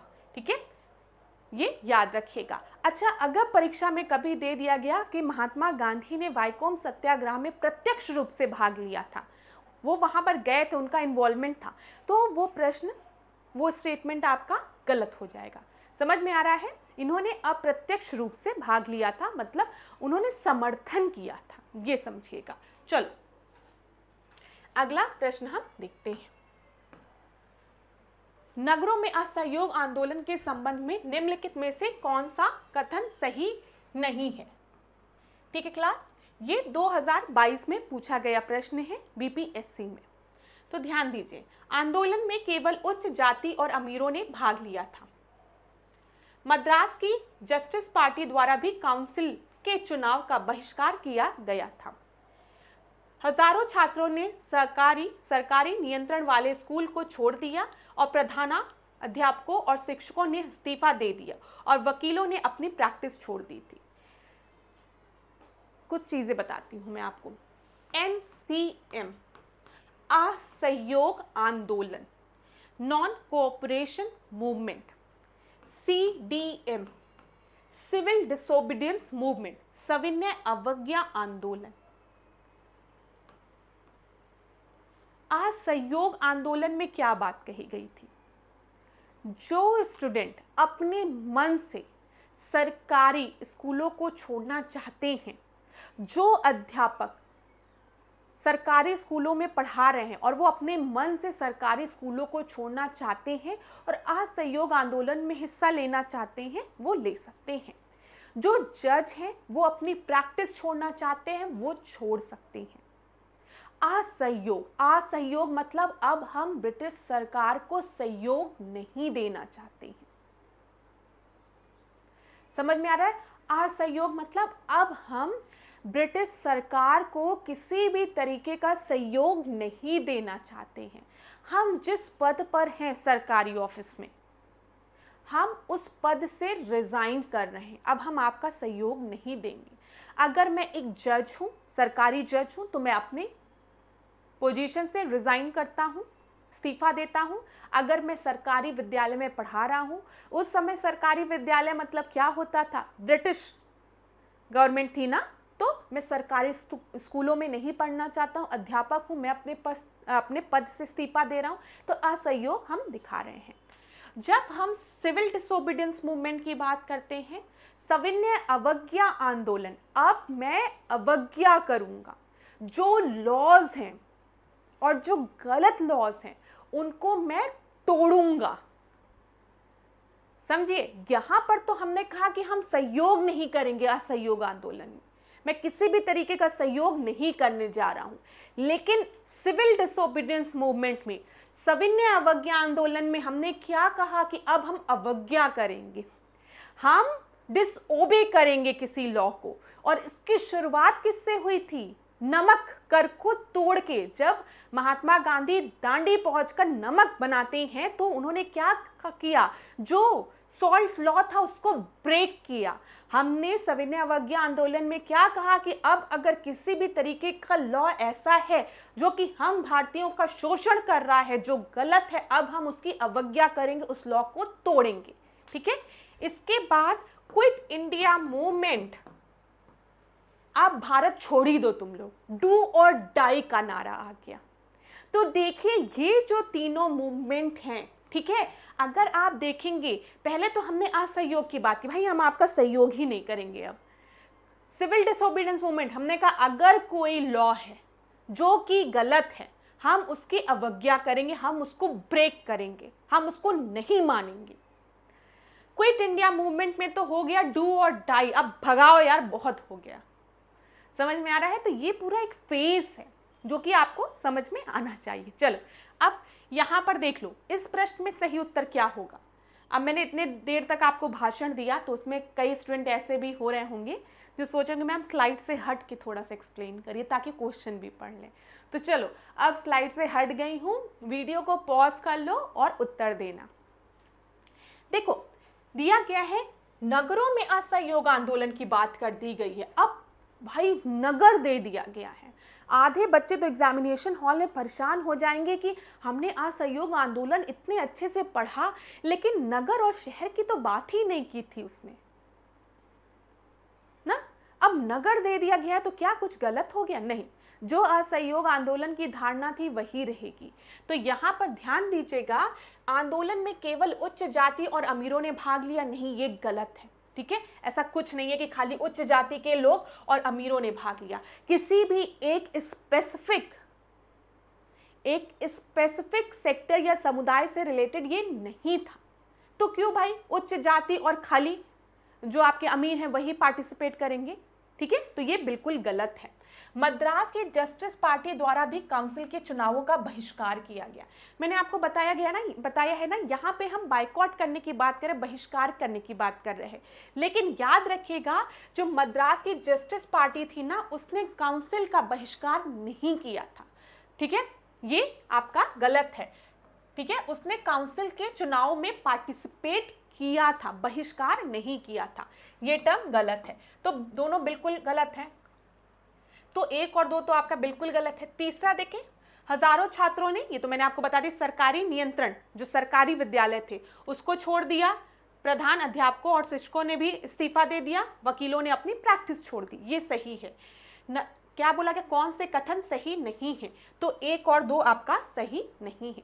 ठीक है क्लास, समझ में आया? चलो आगे बढ़ते हैं। यहां पर ध्यान दीजिएगा, 1 अगस्त 1920 में असहयोग आंदोलन आपका स्टार्ट हुआ और अभी 1920 का ही यही जो समय है, इसी समय बाल गंगाधर तिलक की मृत्यु भी हो जाती है। ये भी याद रखिएगा। अच्छा, असहयोग आंदोलन ही वो आंदोलन है जिसमें महात्मा गांधी क्या कहते हैं, बताइए? इसमें महात्मा गांधी कहते हैं कि मैं 1 साल के अंदर स्वराज हम लोग प्राप्त कर लेंगे। लेकिन जब चौरी चौरा कांड हो जाता है तो फिर असहयोग आंदोलन को वो बरदौली से वापस ले लेते हैं। ठीक है, वो क्या कहते हैं, असहयोग आंदोलन को वापस ले लिया जाए। ये याद रखिएगा क्लास, मेरी बात जो मैं आपको बता रही हूँ। 1 अगस्त 1920 में नॉन कोऑपरेशन मूवमेंट आपका असहयोग आंदोलन स्टार्ट होता है।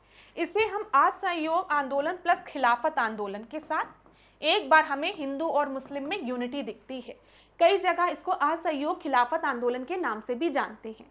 महात्मा गांधी ने क्या कहा, गांधी जी ने, कि 1 साल के भीतर हम स्वराज को प्राप्त कर लेंगे। ठीक है, और ये जो आंदोलन था वो बहुत ही, मतलब एक हम कह सकते हैं कि बहुत तीव्र आंदोलन था, बहुत तेज आंदोलन था, जिसमें हर वर्ग के लोगों ने पार्टिसिपेट भी किया था। ठीक है, ये याद रखिएगा। बहुत लोगों ने इसमें पार्टिसिपेट भी किया।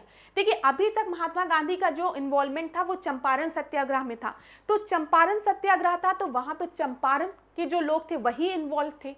खेड़ा सत्याग्रह में खेड़ा के लोग इन्वॉल्व थे। लेकिन पहली बार हमने असहयोग आंदोलन की बात की, तो हम अगर देखें तो यहाँ पर भारत के अलग अलग प्रोविंस के लोग असहयोग आंदोलन में हिस्सा ले रहे थे बढ़ चढ़ के।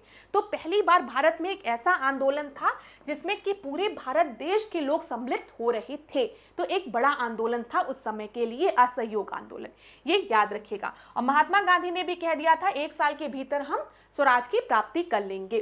फिर 5 या 4 फरवरी, ठीक है, 1922 का समय आता है जब कौन सा कांड हो जाता है, चौरी चौरा कांड हो जाता है, जहां पर पुलिस कर्मियों को जिंदा जला दिया जाता है पुलिस स्टेशन में बंद करके, ठीक है। और इस बात की खबर जब महात्मा गांधी तक पहुंचती है तो वो असहयोग आंदोलन को वापस ले लेते हैं, क्योंकि वो कोई भी आंदोलन करते थे तो वो कहते थे वो सत्याग्रह के पथ पर चलेंगे और हम किसकी बात करते, अहिंसा की बात करते हैं। लेकिन चौरी चौरा कांड एक हिंसा को जन्म दिया ना, हिंसक वो हो गया, इंसिडेंट हो गया ये, ठीक है। तो यहाँ पर इसी कारण वो वापस ले लेते हैं। अब जब महात्मा गांधी बारदौली से क्या करते हैं, ध्यान दीजिएगा, चौरी चौरा कांड के वजह से असहयोग आंदोलन को वापस ले लेते हैं, तो इंडियन नेशनल कांग्रेस में ही एक तरीके का हम डिवीजन देखते हैं। एक प्रो चेंजर्स, ये अगर आप स्पेक्ट्रम पढ़ेंगे, ठीक है, तो उसमें आपको मिलेगा, और एक नो चेंजर्स। प्रो चेंजर्स कौन है, जो कह रहे हैं कि असहयोग आंदोलन में जो पॉलिसीज हमने एक्सेप्ट की थी, बहिष्कार करने की बात की थी कि हम काउंसिल के चुनावों का बहिष्कार करेंगे, हम सरकारी विद्यालयों का बहिष्कार करेंगे, हम सरकारी ऑफिसेज का बहिष्कार करेंगे, अब हम बहिष्कार नहीं करेंगे। यहाँ पर जो प्रो चेंजर्स हैं, जैसे मोतीलाल नेहरू की अगर हम बात करें, ठीक है, CR दास की हम बात करें, तो उन्होंने क्या कहा, इन्होंने कहा अभी तक तो हम काउंसिल में इलेक्शन के बहिष्कार की बात कर रहे थे, लेकिन अब हम बहिष्कार की बात नहीं करेंगे, ठीक है। अब हम काउंसिल में इलेक्शन के थ्रू जाएंगे और वहां अपनी आवाज रखेंगे, ठीक है। तो याद रखिएगा 1923 में मोतीलाल नेहरू और CR दास इंडियन नेशनल कांग्रेस से रिजाइन कर देते हैं और स्वराज पार्टी का गठन करते हैं, और स्वराज पार्टी का गठन करके ये लेजिस्लेटिव काउंसिल में सीट जीतते हैं, फिर अपनी बातों को वहां पर रखते हैं। लेकिन स्वराज पार्टी भी ज्यादा दिन तक नहीं चल पाती है क्योंकि CR दास की मृत्यु हो जाती है। और बाद में आप देखते हैं जब 1928 का समय आता है नेहरू रिपोर्ट का, ठीक है, जब कांग्रेस नेहरू रिपोर्ट लेकर आती है, तो वो नेहरू रिपोर्ट कौन लेकर आता है, मोतीलाल नेहरू। तो ये क्या इंगित करता है, ये आपको बताता है कि मोतीलाल नेहरू फिर इंडियन नेशनल कांग्रेस को ज्वाइन कर लेते हैं, ठीक है। यहाँ पर कुछ ऐसे लोग भी हैं नो चेंजर्स, जो कह रहे हैं कि अभी तक हमने बहिष्कार किया है, बाइकॉट किया है काउंसिल को, ऑफिसेस को, हम इसको कंटिन्यू ही रखेंगे। तो ध्यान दीजिएगा, तो जब महात्मा गांधी असहयोग आंदोलन को वापस लेते हैं तो इंडियन नेशनल कांग्रेस के ही कुछ लोग उनको सपोर्ट करते हैं और कुछ लोग उनके अगेंस्ट हो जाते हैं। चलो,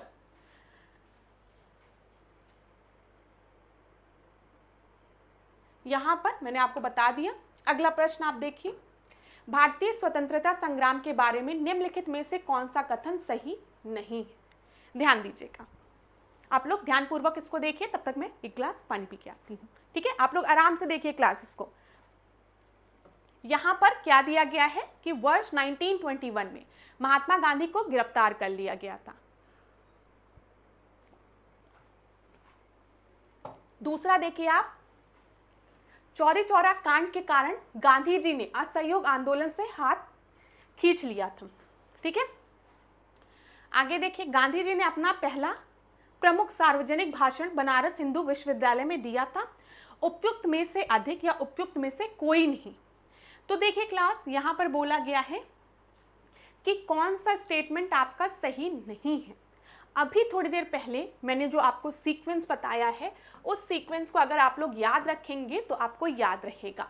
मैंने आपको बताया, जब हम 1 अगस्त की बात करते हैं, ध्यान दीजिएगा क्लास, जो मैं आपको बता रही हूं, जब हम 1 अगस्त की बात करते हैं 1920 की, तो असहयोग आंदोलन, नॉन कॉरपोरेशन मूवमेंट जो है वो आपका स्टार्ट होता है। ठीक है, फिर उसके बाद जब हम देखते हैं कहीं कहीं 4, कहीं कहीं 5 फरवरी 1922 की जब हम बात करते हैं तो चौरी चौरा कांड होता है। ठीक है, बताओ, ये चीज मैंने आपको बताई। फिर मैंने आपको बताया 12 फरवरी 1922 को, 1922 को महात्मा गांधी बारदौली से, कहाँ से, बारदौली से क्या करते हैं, असहयोग आंदोलन को, नॉन कॉरपोरेशन मूवमेंट को वापस ले लेते हैं, वापस लेते हैं। और याद रखिएगा यहां पर क्लास 10 मार्च, मतलब अगर आपको याद रहेगा तो याद रखिएगा, अगर डेट नहीं याद रहती है तो आप मार्च बस याद रखिएगा। ठीक है, यहाँ पर 12 फरवरी 1922 में महात्मा गांधी असहयोग आंदोलन को वापस लेते हैं और मार्च 1922 को महात्मा गांधी को अरेस्ट कर लिया जाता है। ठीक है, क्या कर लिया जाता है, अरेस्ट कर लिया जाता है, ये याद रखिएगा। तो यही जो आपके इसमें दिया गया है कि कौन सा सही नहीं है, तो वर्ष 1921 दिया गया है। अभी तो आपको क्लियर ही होगा, 1920 में तो असहयोग आंदोलन आपका चल रहा है, स्टार्ट हुआ है 1920 में 1 अगस्त को और एकदम पीक पे पहुंचने वाला है। महात्मा गांधी कह देते हैं 1 साल के अंदर हम लोग स्वराज की प्राप्ति कर लेंगे, लेकिन 5 फरवरी 1922 में चौरी चौरा कांड होने के बाद जब बारदौली से महात्मा गांधी 12 फरवरी 1922 को क्या करते हैं, असहयोग आंदोलन को वापस ले लेते हैं, तो उसके बाद मार्च में उनको अरेस्ट किया जाता है। तो यही आपका गलत है, ये बिल्कुल सही है। सार्वजनिक भाषण इन्होंने सबसे पहले बनारस हिंदू विश्वविद्यालय में दिया। जब ये बनारस हिंदू विश्वविद्यालय में इन्होंने भाषण दिया तो महात्मा गांधी ने एक बात बोली थी कि इंडियन नेशनल कांग्रेस की जो मीटिंग है, ठीक है, उसमें अगर हम देखें तो भारत सम्मिलित ही नहीं है। क्यों? क्योंकि यहाँ पर कुछ एलाइड वर्ग के लोग जो सूट बूट में आकर भाषण देकर चले जा रहे हैं वही हैं। भारत कहाँ है? भारत तो हमारे किसानों में है। ठीक है, किसान कहाँ है? इंडियन नेशनल कांग्रेस में तो वो पार्टिसिपेट ही नहीं कर रहे हैं मीटिंग में। ये चीज समझिएगा क्लास। तो इन्होंने वहां पर ये चीज संबोधित किया था, मैंने थोड़ा सा आपको शॉर्ट में बताया है, तो जब आप पढ़ेंगे तो आप वहां पर पाएंगे कि इन्होंने ये बात कही थी कि आईएनसी के सेशंस में अभी तो पूरा भारत सम्मिलित ही नहीं है। ठीक है, ये याद रखिएगा। उपयुक्त में से एक से अधिक नहीं, यही आपका गलत है। ये बीपीएससी में 2022 में पूछा गया प्रश्न है। अगला प्रश्न हम देखते हैं। ईवी रामास्वामी नायकर के संदर्भ में निम्नलिखित कथनों में से कौन सा सही है बोला गया है। उन्होंने असहयोग आंदोलन में हिस्सा लिया था, उन्होंने 1925 में कांग्रेस को छोड़ दिया था। आपका सही उत्तर आपको यहाँ पर बताना है। तो यहाँ पर क्लास देखिए, दोनों ही जो स्टेटमेंट आपको दिए गए हैं, दोनों ही स्टेटमेंट ये बिल्कुल सही है, ये बिल्कुल सही है, ध्यान दीजिएगा। ठीक है, बिल्कुल सही स्टेटमेंट है। उन्होंने असहयोग आंदोलन में हिस्सा लिया था और उन्होंने वर्ष 1925 में कांग्रेस को छोड़ भी दिया था। ठीक है, यहाँ पर देख लीजिए, ईवी रामास्वामी नायकर ने असहयोग आंदोलन में भाग लिया और 1925 में उन्होंने कांग्रेस को छोड़ दिया, क्योंकि उनका मानना था कि पार्टी ने अपने नेतृत्व में गैर ब्राह्मणों की अपेक्षा की और केरल में वाइकोम नामक मंदिर में प्रवेश को लेकर आंदोलन आरंभ हुआ। इस आंदोलन में ईवी रामास्वामी नायकर, जिसको कि हम पेरियार, केपी केशव मेनन, टीके माधवन तथा के कल्पक्कन ने भाग लिया था। ये याद रखिएगा क्लास। यहाँ पर देखिए, आपको याद रहना चाहिए ईवी रामास्वामी से रिलेटेड कि इन्होंने असहयोग आंदोलन में हिस्सा तो लिया था, ये बिल्कुल सही है। ठीक है, 1925 में इन्होंने क्या किया, इंडियन नेशनल कांग्रेस से रिजाइन कर दिया। क्यों रिजाइन कर दिया? क्योंकि उनका मानना था कि पार्टी ने अपने नेतृत्व में गैर ब्राह्मणों की अपेक्षा की है। और बाद में आपको मैंने बताया ही है कि वाइकोम सत्याग्रह होता है। ठीक है, ये याद रखिएगा, इसमें इनका रोल रहता है। जो गांव के जो मंदिर थे ना, उसमें गैर ब्राह्मणों का प्रवेश वर्जित था, अलाउड नहीं था। उसी से रिलेटेड वाइकोम सत्याग्रह था, ये याद रखिएगा, जिसको कि त्रावणकोर नामक गांव में मंदिर में प्रवेश को लेकर आंदोलन प्रारंभ किया गया था।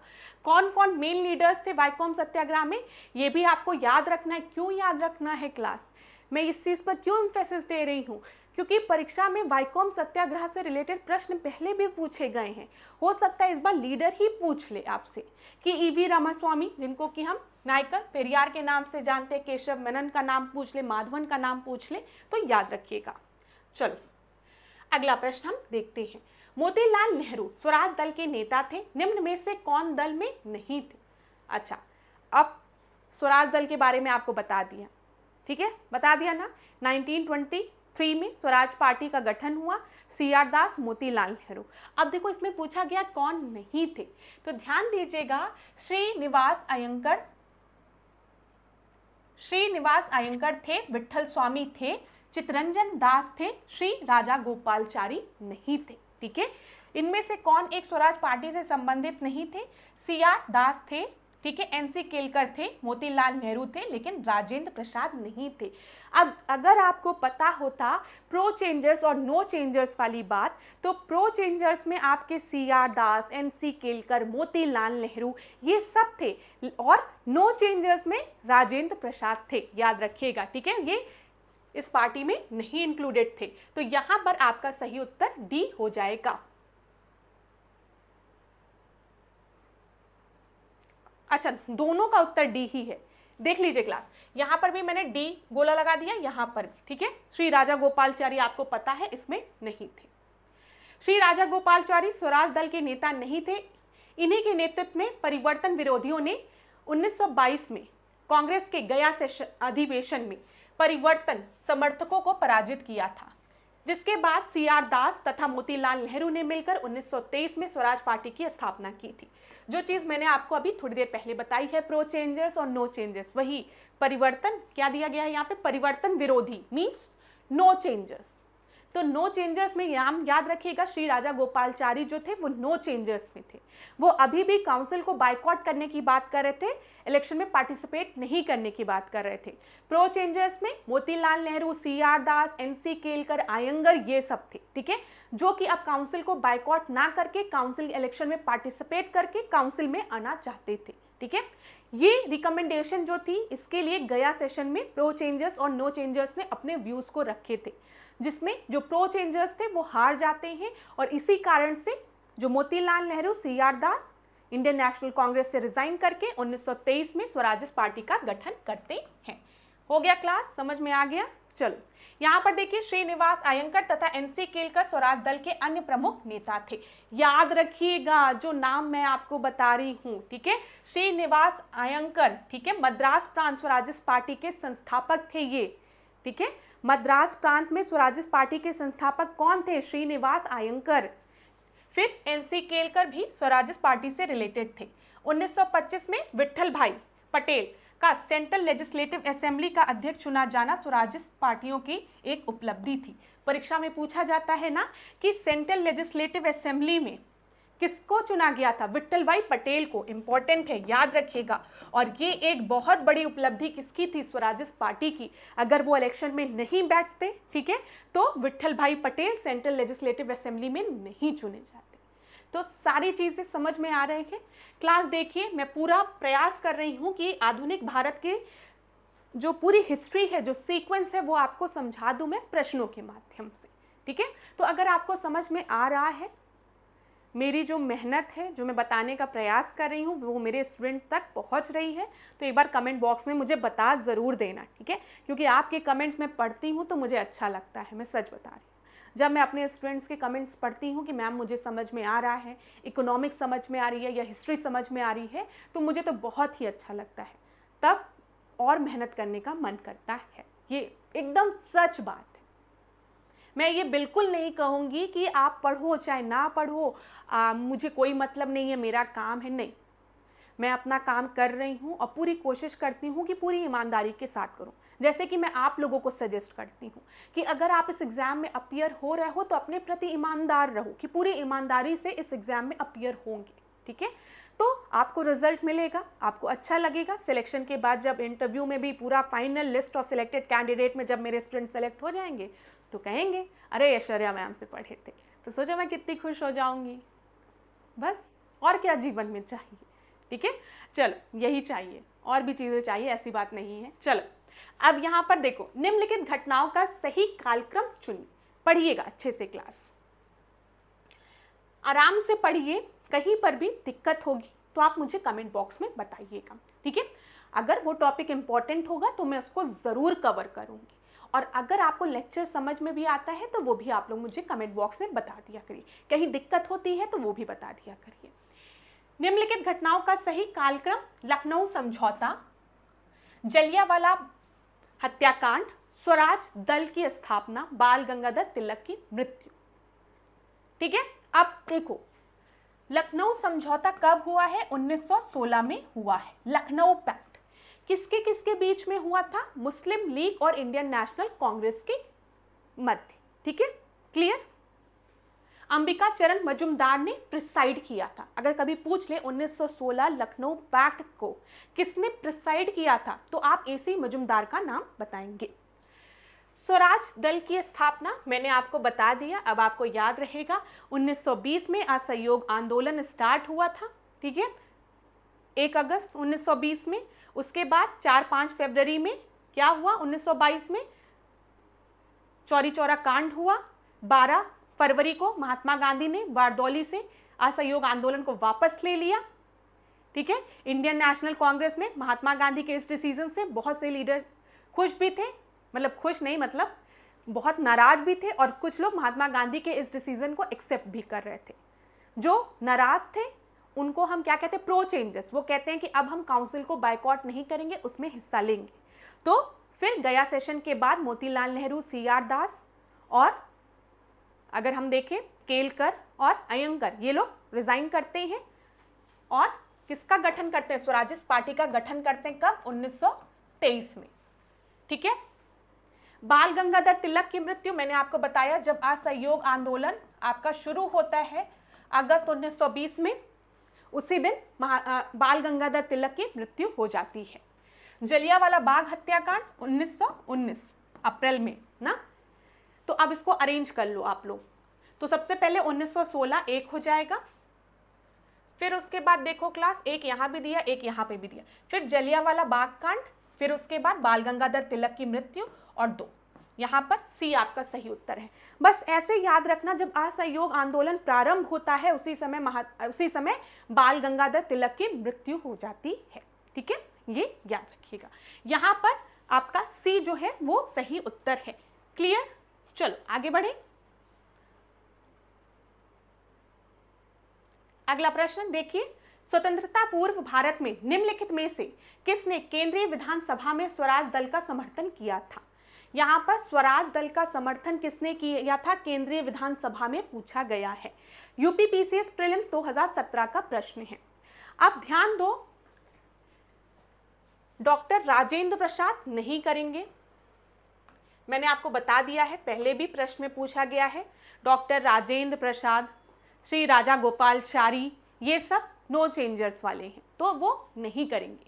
मौलाना अब्दुल कलाम आज़ाद का नाम अभी तक नहीं आया है। जवाहरलाल नेहरू जो हैं वो अभी छोटे हैं, मोतीलाल नेहरू इनके पिता हैं, अभी एज अ यंग आएंगे ये लोग, ठीक है। जवाहरलाल नेहरू, सुभाष चंद्र बोस, ये लोग यंग लीडर हैं उस समय के। यहाँ पर आपका सही उत्तर जो है वो है, याद रखिएगा, MA जिन्ना है, ठीक है, ये याद रखिएगा। ये एक ऐसा प्रश्न था जो 2017 में पूछा गया था और लोगों को लग रहा था कि जिन्ना क्यों सपोर्ट करेंगे, लेकिन जिन्ना ने लेजिस्लेटिव काउंसिल में, याद रखिएगा, विधानसभा में स्वराज पार्टी का समर्थन किया था। ये एक अच्छा प्रश्न था।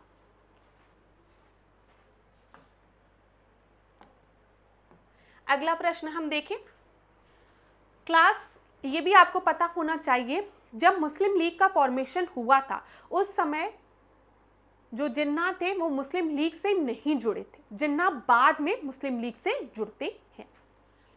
निम्नलिखित में से कौन सा कथन महात्मा गांधी की दांडी यात्रा के विषय में असत्य है?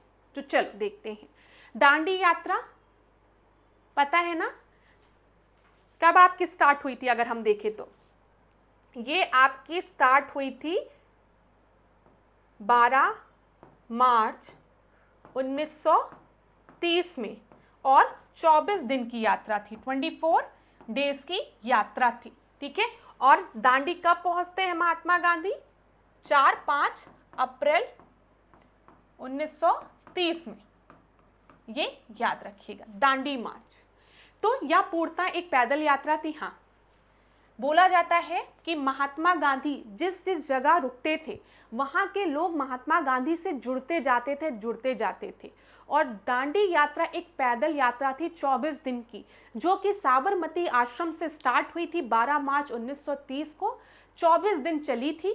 ठीक है, पैदल। और दांडी ये लोग पहुंचे थे 4 या 5 अप्रैल 1930 में, और वहां पर महात्मा गांधी एक मुट्ठी नमक बनाते हैं। ठीक है, और सविनय अवज्ञा आंदोलन, सिविल डिसोबीडियंस मूवमेंट स्टार्ट होता है। जो मेंबर्स थे ना दांडी मार्च के, वो यूजुअली खादी का कपड़ा, सफेद खादी का कपड़ा पहन के ये लोग दांडी मार्च कर रहे थे। तो ऐसा प्रतीत होता था जैसे एक नदी, एक सफेद नदी चल रही हो। समझ में आ रहा है? तो वर्णन किया गया एक सफेद नदी की तरीके से दांडी मार्च आगे की तरफ बढ़ रहा था। लोग दांडी मार्च से जुड़ते जा रहे थे। पैदल यात्रा थी। महात्मा गांधी जहां बैठते थे, जो मार्च जो लोग कर रहे थे वो जहां बैठते थे, उस गांव में जहां पर वो बैठे हैं वहां के गांव के लोग उस मार्च से जुड़ते जाते थे। यही तो होता है पैदल यात्रा में। अगर बहुत तेजी से निकल जाओगे तो कोई आपसे जुड़ नहीं पाएगा। लोगों से जुड़ने के लिए आपको धीमे चलना पड़ेगा। समझ में आ रहा है? और पैरों पर चलना पड़ेगा, तभी तो लोग आपसे क्या मिल पाएंगे, कांटेक्ट कर पाएंगे। और नमक एक ऐसी चीज थी जिसकी की कोई जाति नहीं थी, जिसका कि कोई धर्म नहीं था, अमीरी गरीबी नहीं थी। हर कोई अपने भोजन में नमक का प्रयोग करता है, तो नमक ने सबको जोड़ा। तो ये सब चीजें समझिएगा। तो यह पूर्णतः एक पैदल यात्रा थी, बिल्कुल सही है। साबरमती आश्रम से आरंभ होकर इसका समापन दांडी में हुआ। मैंने आपको बताया 12 मार्च में साबरमती आश्रम से 1930 में ये प्रारंभ होता है, 24 दिन चलता है दांडी मार्च। ठीक है, और समापन दांडी में होता है जब नमक बनाते हैं महात्मा गांधी। साबरमती आश्रम से शुरू समुची यात्रा 24 दिन में पूरी हुई, बिल्कुल सही है। इसकी शुरुआत अगर हम देखेंगे 15 मार्च दिया गया है, यही छोटी सी गलती की गई है, 12 मार्च 1930 में की गई थी। तो यहां पर आपका सही उत्तर क्या हो गया? डी आपका सही उत्तर हो गया क्लास। ठीक है, डी। चलो आगे बढ़ते हैं। अगले प्रश्न को ध्यान से देखिएगा, समझ में आएगा एक एक चीज, बस ध्यान पूर्वक सुनते चलिए। निम्नलिखित कथनों में से कौन साइमन कमीशन के संबंध में सही है? कथनों के नीचे दिए गए कूट से सही उत्तर आपको चुनना है। उसकी नियुक्ति 1919 एक्ट के क्रियान्वयन की पूछताछ के लिए की गई थी। याद रखिएगा क्लास, जब मॉन्टेग्यू चेम्सफोर्ड रिफॉर्म आया था 1919 में, तो उसमें ये प्रोविज़न लिखा हुआ था, ये प्रोविज़न दिया हुआ था कि 10 साल बाद एक कमीशन का गठन किया जाएगा। बस मैं देख रही थी आप लोग की रिकॉर्डिंग हो रही है। ठीक है, हाँ, तो 10 साल बाद एक कमीशन का गठन किया जाएगा और वो कमीशन 1999 के जो रिफॉर्म्स लिए गए हैं उसको देखेगा, इवैल्यूएट करेगा कि अब परिवर्तन की आवश्यकता है कि नहीं। लेकिन 1919 के अगर एक्ट के अकॉर्डिंग और 10 साल बाद हम देखते तो 1929 का समय आता, 1929 का समय आता। लेकिन जो साइमन कमीशन है वो 1928 के समय में ही आ जाती है, ये याद रखिएगा। पता है? तो ये हमेशा याद रखिएगा, साइमन कमीशन आया किस लिए था? मॉन्टेग्यू चेम्सफोर्ड रिफॉर्म के इम्प्लीमेंटेशन में क्या क्या मतलब चेंजेस आए या उसको वेरीफाई करने के लिए, इवैल्यूएट करने के लिए ही साइमन कमीशन आया था। तो कभी भी, मैंने ये चीज़ आपको पहले भी बताई है, तो ये चीज़ आपको याद रखना है। कभी भी परीक्षा में पूछे Simon commission Montagu Chelmsford reform को इवैल्यूएट करने आया था, उसके क्रियान्वयन से रिलेटेड पूछताछ करने आया था, तो बिल्कुल सही है। और साइमन कमीशन का विरोध भारत में क्यों किया गया था? क्योंकि साइमन कमीशन में कोई भी भारतीय सम्मिलित नहीं थे, उसमें सब जो थे वो यूरोपियंस थे। कौन थे? यूरोपियंस थे। इसी वजह से साइमन कमीशन का क्या हो रहा था? विरोध हो रहा था। हर जगह गो बैक साइमन का नारा लगाया जा रहा था। और साइमन कमीशन का विरोध करते समय ही लाहौर में लाला लाजपत राय को लाठी लगती है, जिसकी वजह से उनकी मृत्यु हो जाती है। ये भी याद रखिएगा। चलो, उसके अध्यक्ष सर साइमन थे, बिल्कुल सही है। उसने संघीय प्रकार की सरकार के लिए संतुष्टि की थी, भारतीय नेताओं ने उसका विरोध किया था। अरे तो सब तो सही है यहाँ पर, ठीक है। तो यहाँ पर याद रखिएगा, सारे स्टेटमेंट आपके बिल्कुल सही हैं। डी आपका सही उत्तर है। अगला प्रश्न देखिए, साइमन कमीशन के संदर्भ में निम्नलिखित कथनों पर विचार कीजिए। तो अब आपको विचार करना है। इसने 2 बार भारत का दौरा किया था। इसका दूसरा दौरा 11 अक्टूबर 1929 से 13 अप्रैल 1930 तक था। तो यहां पर आपको बताना है कि कौन सा आपका सही आंसर है। याद रखिएगा क्लास, साइमन कमीशन ने भारत में 2 बार दौरा किया था, ये बिल्कुल सही है। ये देखिए, ये यूपी आरओ एआरओ 2023 में पूछा गया प्रश्न है। अब आप लोगों को पता है कि साइमन कमीशन परीक्षा के लिए महत्वपूर्ण है, ये आप सभी को पता है। लेकिन अब एग्जामिनर ने क्या किया है, क्वेश्चन को पूछने का तरीका ही बदल दिया है। पहला स्टेटमेंट दिया है कि साइमन कमीशन भारत में 2 बार आया था। अब ज्यादातर स्टूडेंट सोचेंगे यार 2 बार आया था कि एक ही बार आया था, क्या हुआ था क्या नहीं हुआ था। आधा कंफ्यूजन इसी में हो जाएगा, कंफ्यूजन, ठीक है। तो यहाँ पर ध्यान दीजिएगा, हाँ 2 बार आया था, लेकिन जो दूसरा दौरा जो था वो 11 अक्टूबर 1929 जो दिया है ये आपका गलत है, ठीक है। 13 अप्रैल 1930 तक का था, ये गलत है। यहाँ पर 1930 में आया था, ये आप याद रखिएगा। तो कौन सा आपका उत्तर सही है, केवल एक आपका सही है। ये आरओ एआरओ में पूछा गया प्रश्न है। यहाँ पर ध्यान दीजिएगा, जो पॉइंट मैं आपको बताने जा रही हूँ। पहले आपको पता होना चाहिए, मॉन्टेग्यू चेम्सफोर्ड रिफॉर्म को ही इवैल्यूएट करने के लिए, उसके इम्प्लीमेंटेशन को इवैल्यूएट करने के लिए साइमन कमीशन आया। उसका विरोध भारतीयों ने किया क्योंकि कोई भी भारतीय सम्मिलित नहीं थी। गो बैक साइमन का नारा दिया गया।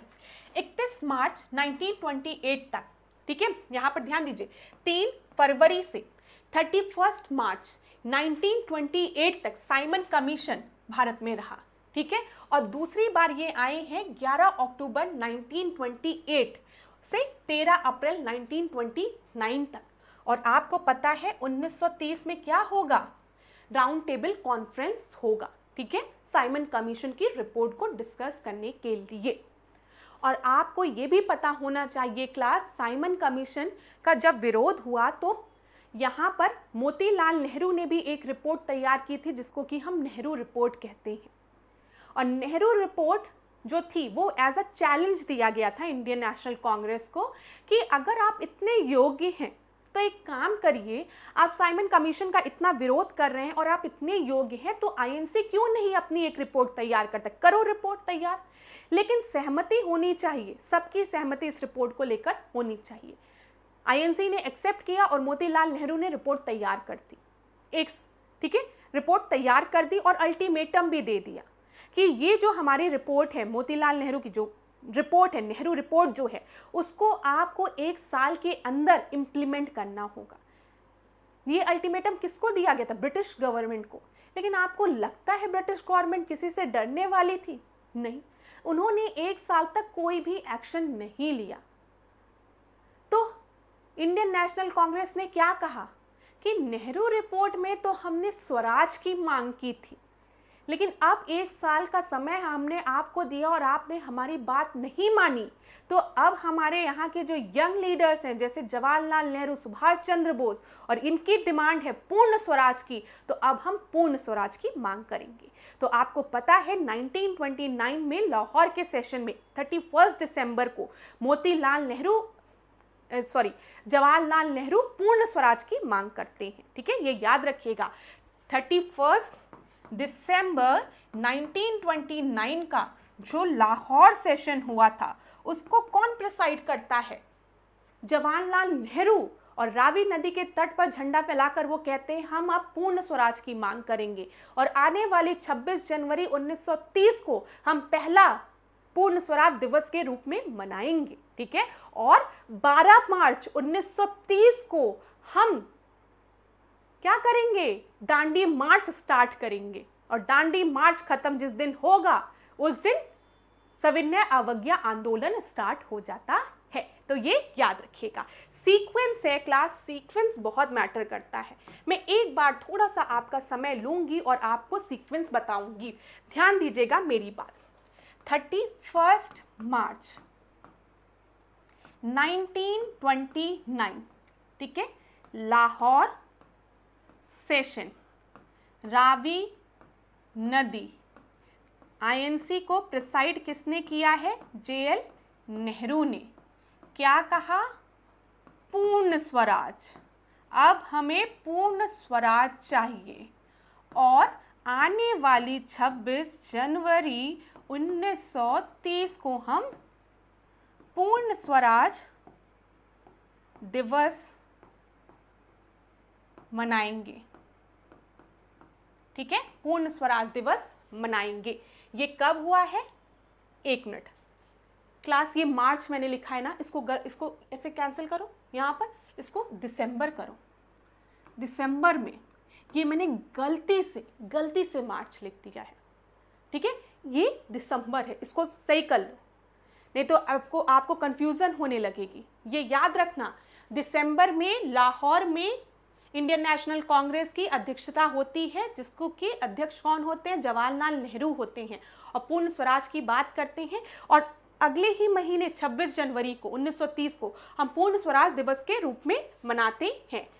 यहाँ पर क्या बोला जाता है? एक चीज और बोला जाता है कि 12 मार्च 1930 को दांडी मार्च स्टार्ट होगा, ठीक है, और ये मार्च आपको पता है दांडी मार्च 24 दिन चलता है, और 4-5 अप्रैल को दांडी में CDM civil disobedience movement start हो जाता है। ये चीज याद रखिएगा। ये पूरी स्टोरी की तरह अगर आप समझेंगे तो आपको याद रहेगा। चलो अब आगे बढ़ते हैं अगले प्रश्न पे। ध्यान दो क्लास, ध्यान दीजिएगा। भारतीय स्वतंत्रता आंदोलन के काल के संदर्भ में नेहरू रिपोर्ट में निम्नलिखित में से किसकी अनुशंसा की गई थी? नेहरू रिपोर्ट मैंने आपको बता दी, ठीक है। भारत के पूर्ण स्वतंत्रता की, यही आपका गलत है, ठीक है। हमने नेहरू रिपोर्ट में स्वराज की बात की थी, पूर्ण स्वतंत्रता की बात नहीं की थी। पूर्ण स्वतंत्रता तो हमने लाहौर से मांगी, दिसंबर 1929 में मांगी, और 26 जनवरी 1930 में हमने पहली बार पूर्ण स्वतंत्रता दिवस के रूप में मनाया भी। ये गलत है, पहले को काट दो। देखो आईएएस का प्रश्न है, सीधे आपको 2 और 3 सही उत्तर मिल जाएगा। अल्पसंख्यकों के हेतु आरक्षित स्थानों के लिए संयुक्त निर्वाचन क्षेत्र की बात की गई। संविधान में भारतीयों के मौलिक अधिकारों का प्रावधान भी कहा गया था। ये इंपॉर्टेंट है, याद रखिएगा आप लोग, ठीक है। संविधान में भारतीयों के लिए मौलिक अधिकारों का प्रावधान नेहरू रिपोर्ट में बोला गया था, ठीक है। यूपीपीसीएस से रिलेटेड प्रश्न, अब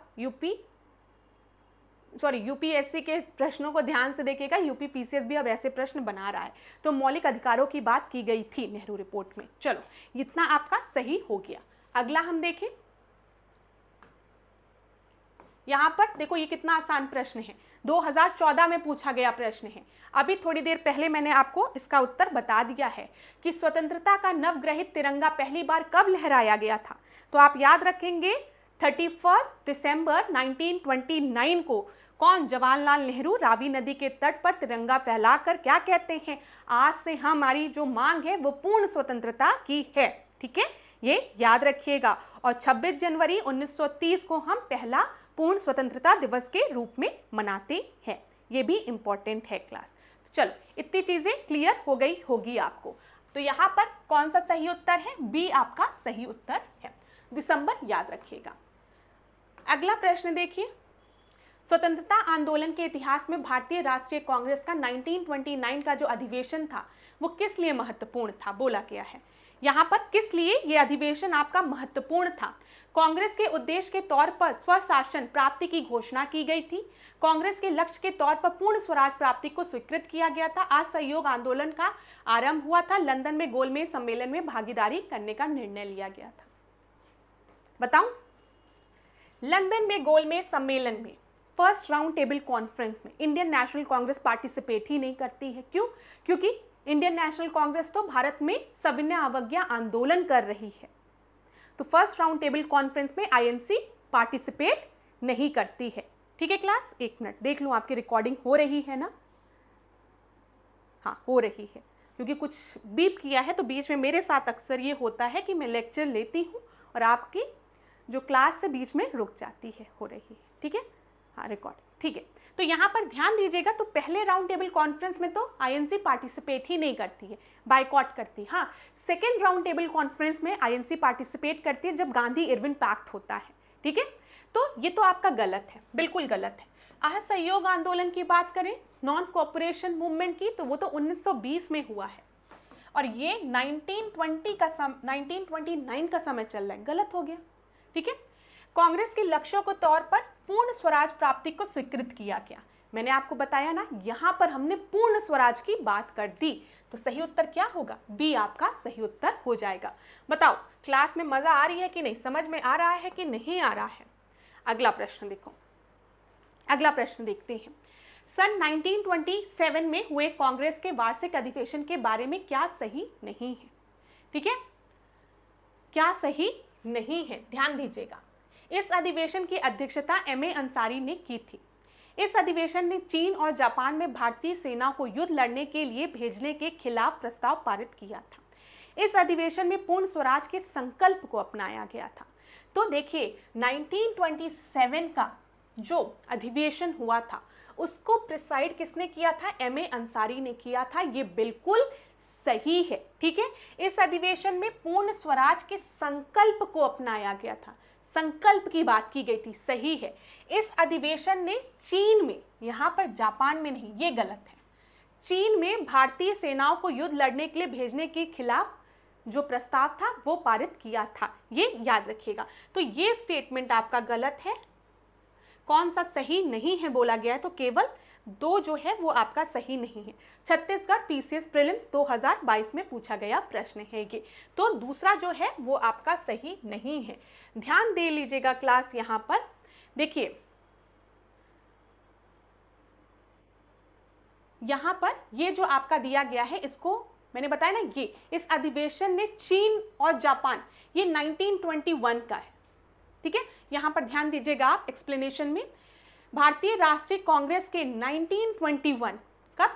1921 में अपने दिल्ली सत्र में कांग्रेस द्वारा अपनाए गए विदेश नीति प्रस्ताव के बाद चीन, मेसोपोटामिया और फारस में भारतीय सैनिकों की तैनाती पर आपत्ति जताते हुए एक जो प्रस्ताव था वो पारित किया था। वहां पर जापान की बात नहीं की गई थी, ये आप याद रखिएगा। ये जो प्रस्ताव था ये 1921 का तो था, लेकिन यहाँ पर जापान नहीं, यहाँ पर बात की गई है चीन, मेसोपोटामिया और फारस में भारत की सैनिकों की तैनाती पर आपत्ति जताई गई थी।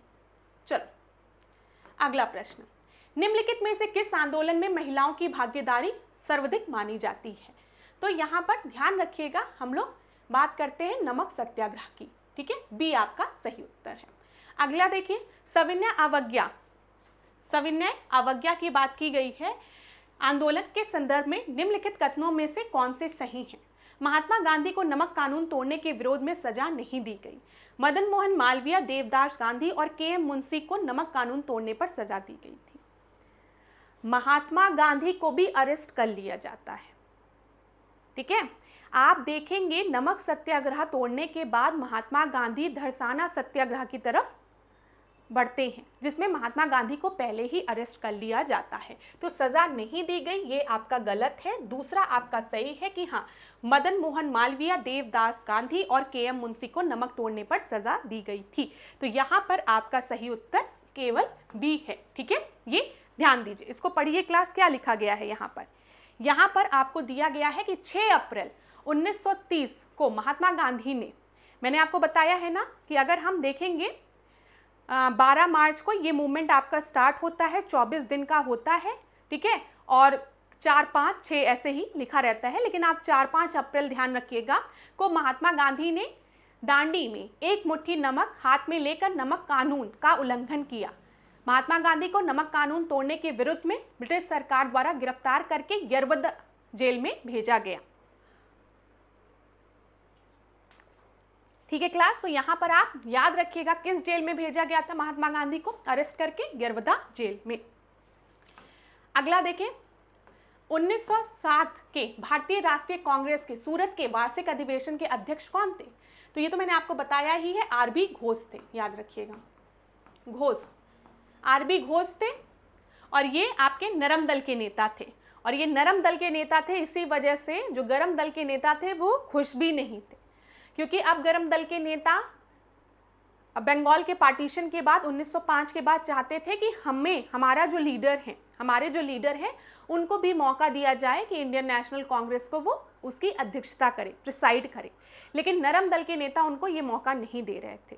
और गरम दल के नेता ऐसे ही गरम थे, और वो और गुस्सा कब हो जाते हैं सूरत सेशन में, जिसको कि आरबी घोष प्रिसाइड कर रहे रहते हैं, जब उनको बोलने का भी मौका नहीं दिया जाता है। तो सूरत सेशन में अंडे चप्पल सब बरसाए जाते हैं, ठीक है। और इंडियन नेशनल कांग्रेस दो उसमें बट जाती है, नरम दल और गरम दल, ठीक है, मॉडरेट और एक्सट्रीमिस्ट में। किस अधिवेशन में कांग्रेस नरम दल एवं गरम दल में बट जाती है? ये मध्य प्रदेश में ही 2022 में पूछा गया है। तो अभी थोड़ी देर पहले मैंने आपको सूरत सेशन बता दिया है। वर्ष 1907 में सूरत में भारतीय राष्ट्रीय कांग्रेस के विभाजन का मुख्य कारण क्या था? देखिए, IAS प्रीलिम्स 2016 में पूछा गया प्रश्न है। लॉर्ड मिंटो द्वारा भारतीय राजनीति में सांप्रदायिकता का प्रवेश करना नहीं, अंग्रेजी सरकार के साथ नरमपंथियों की वार्ता करने की क्षमता के बारे में, चरमपंथियों में विश्वास का अभाव। एक मिनट, इसको मुझे काटना नहीं चाहिए, एक मिनट क्लास, ठीक है। ये वाला आपका गलत है। मुस्लिम लीग की वजह से भी नहीं, भारतीय राष्ट्रीय कांग्रेस का अध्यक्ष निर्वाचित हो सकने में अरविंद घोष की असमर्थता नहीं, ये सही है। अब कहीं ना कहीं जो गरमपंथी थे उनको नरमपंथियों पर विश्वास नहीं रह गया था, ठीक है। चरमपंथी मतलब गरमपंथियों की बात की गई है, ये याद रखिएगा। अंग्रेजी सरकार के साथ नरमपंथियों की, मॉडरेट्स की वार्ता करने की क्षमता के बारे में जो चरमपंथी थे, जो गरमपंथी नेता थे, उनमें विश्वास का अभाव हो गया था। अब उनका भी मन था कि INC के सेशन की अध्यक्षता वो करे। और मैंने आपको बताया है कि बाल गंगाधर इंडियन नेशनल कांग्रेस को प्रिसाइड ना कर पाए, इस वजह से जो सेशन था उसको सूरत में ही रख दिया गया था। और बाल गंगाधर तिलक जो थे वो बॉम्बे प्रोविंस से बिलोंग करते थे।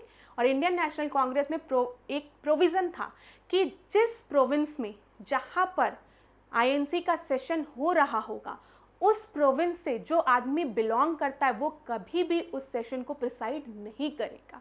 तो जब सूरत में इंडियन नेशनल कांग्रेस के सेशन को रखा गया 1907 में, तो ऑटोमेटिकली बाल गंगाधर तिलक का नाम वहाँ से कट गया। और आपको पता होना चाहिए, बाल गंगाधर तिलक ने इंडियन नेशनल कांग्रेस को कभी भी नहीं प्रिसाइड किया था। चलो,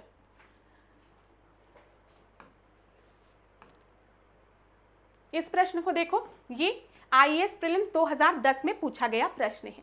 भारतीय राष्ट्रीय कांग्रेस 1906 में विख्यात कलकत्ता अधिवेशन में 4 संकल्प पारित किए गए थे। सूरत में 1907 में हुए कांग्रेस के अगले अधिवेशन में इन चारों संकल्पों को स्वीकार करने अथवा उन्हें अस्वीकृत करने के प्रश्न पे कांग्रेस में विभाजन हो गया था। निम्नलिखित में से कौन सा एक संकल्प इन चारों संकल्पों में नहीं है? तो याद रखिएगा, 1906 वाला जो सेशन था उसको प्रिसाइड दादा भाई नौरोजी ने किया था।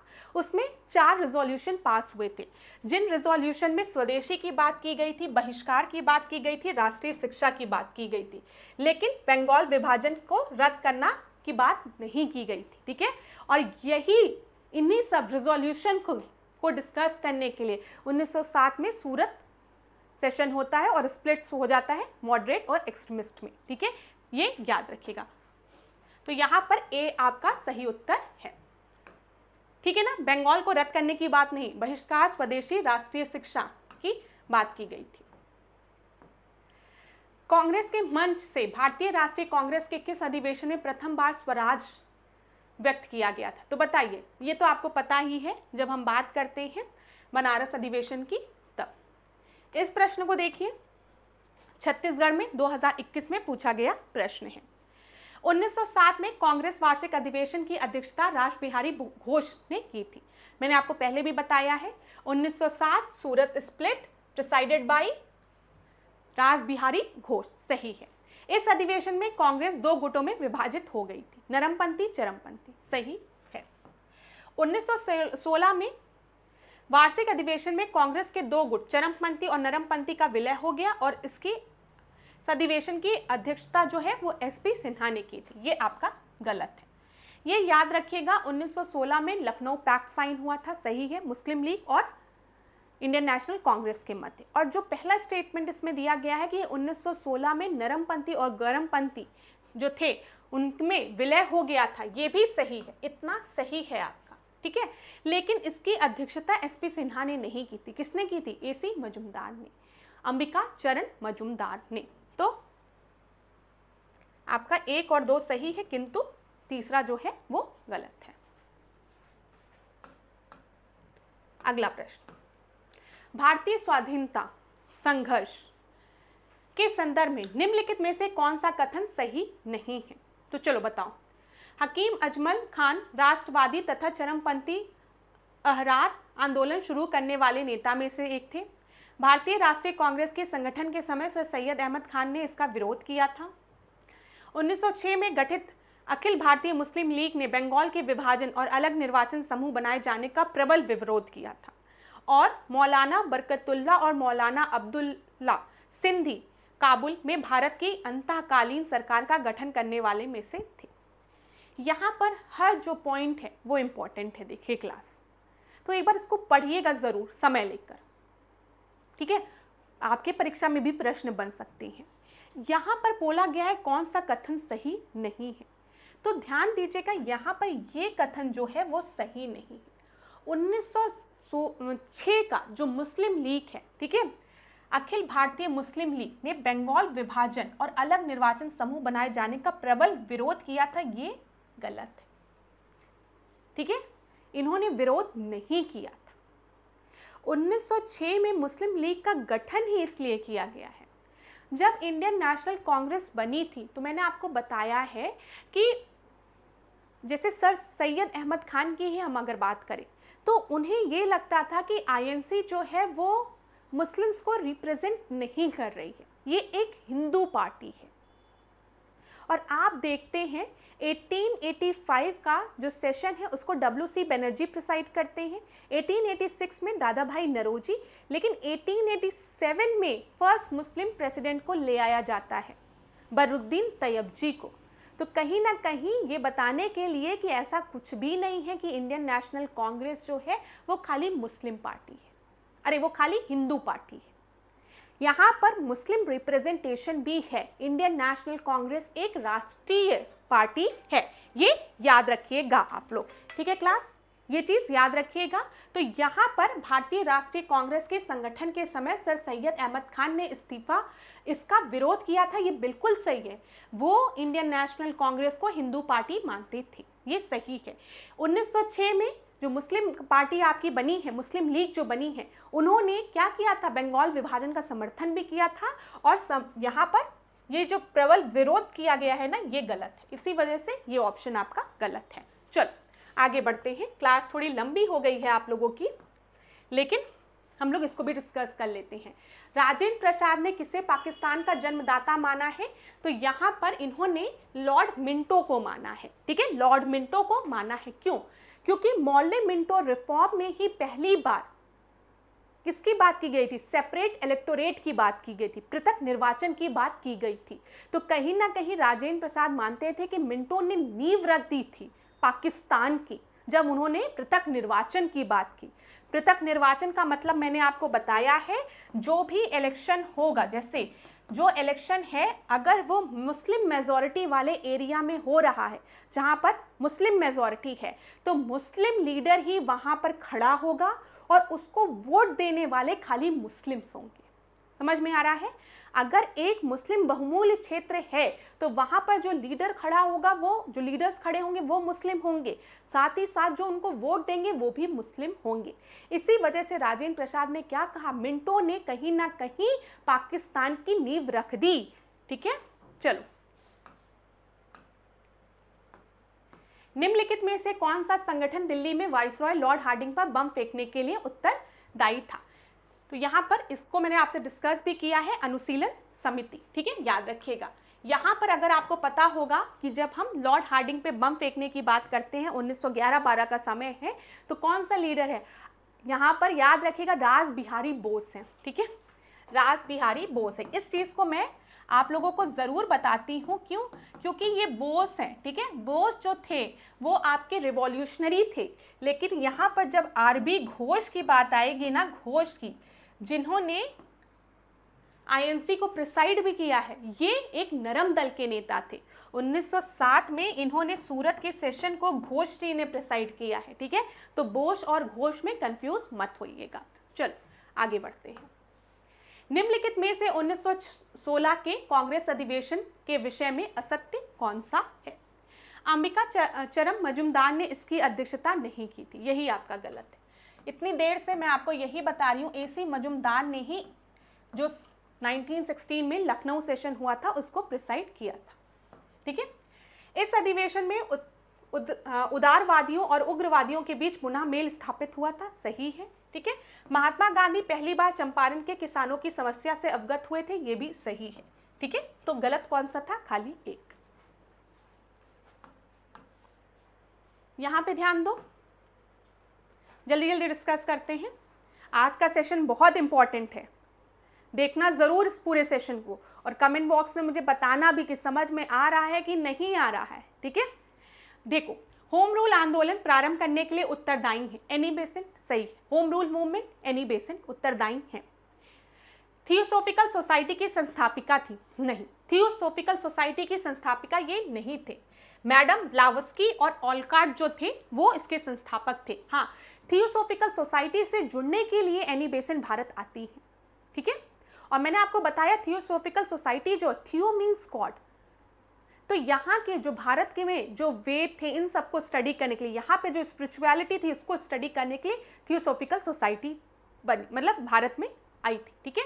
और मैडम ब्लावस्की और ऑलकार्ट इससे रिलेटेड थे। एनी बेसेंट इससे जुड़ने आई थी बाद में, ये एक आयरिश वुमेन थी। इन्होंने 1917 में, आपको पता है, इंडियन नेशनल कांग्रेस को प्रिसाइड भी करती हैं और होम रूल मूवमेंट स्टार्ट करने की बात भी करती हैं। इंडियन नेशनल कॉन्फ्रेंस की एक बार अध्यक्ष भी बनी थी, बिल्कुल सही है। तो एक और तीन, ठीक है। चलो, 1920 में निम्नलिखित में से किसने अपना नाम परिवर्तित कर स्वराज सभा रख दिया था? ए आपका सही उत्तर है, all Indian home rule league ने, ये याद रखिएगा, ठीक है। ये आईएएस प्रीलिम्स 2018 में पूछा गया प्रश्न है। All India home rule league ने अपना नाम स्वराज सभा रख दिया था 1920 में। इस प्रश्न को देखिए क्लास, थोड़ा समय लेके, समय देती हूं। बिहार पीसीएस प्रीलिम्स 2022 में पूछा गया है, 23 में भी पूछा गया है। बिहार का वह रसोइया, ठीक है, हो सकता है बिहार से रिलेटेड था, बिहार का रसोइया था इसलिए पूछ लिया हो, लेकिन ध्यान दीजिएगा।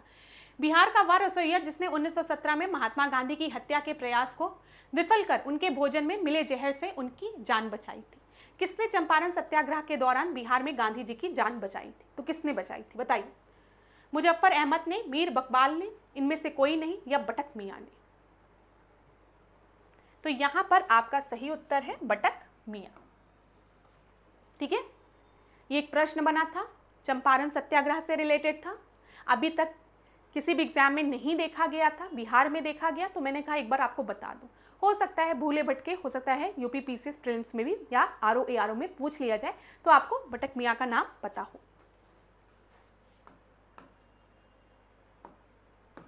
निम्न में से कौन सा भारत में गांधी जी का प्रथम सत्याग्रह आंदोलन था जिसमें उन्होंने सविनय अवज्ञा का प्रयोग किया था? अब बताइए, चंपारण, अहमदाबाद, खेड़ा या रॉलेट एक्ट? अब इस तरीके के प्रश्न जो हैं वो मैंने आपसे बहुत ज़्यादा डिस्कस कर लिया है, ठीक है। अब देखो, ये आखिरी प्रश्न था तो आपको पता ही है, भूख हड़ताल की अगर हम बात करेंगे तो अहमदाबाद हो जाएगा, और यहाँ पे सविनय अवज्ञा की बात करेंगे तो चंपारण हो जाएगा। प्रश्न खत्म हो गए, अब स्माइल करो, खुश रहो, ठीक है। अब मैम विदा आप लोगों को करेंगी। तो thank you so much class, आज के सेशन को यहीं पे एंड करेंगे। नेक्स्ट क्लास में मिलेंगे नए प्रश्नों के साथ। आज का सेशन बताइएगा आप लोगों को कैसा लगा, आधुनिक भारत का, चीज़ें याद हो रही है कि नहीं हो रही है? पूरा प्रयास कर रही हूँ कि बार बार रिवीजन कराऊँ ताकि आप लोग भूलें ना चीज़ों को। नए कॉन्सेप्ट पढ़िए, नए चीज़ें पढ़िए, लेकिन रिवीजन पर भी ध्यान दीजिएगा, क्लास बहुत महत्वपूर्ण है।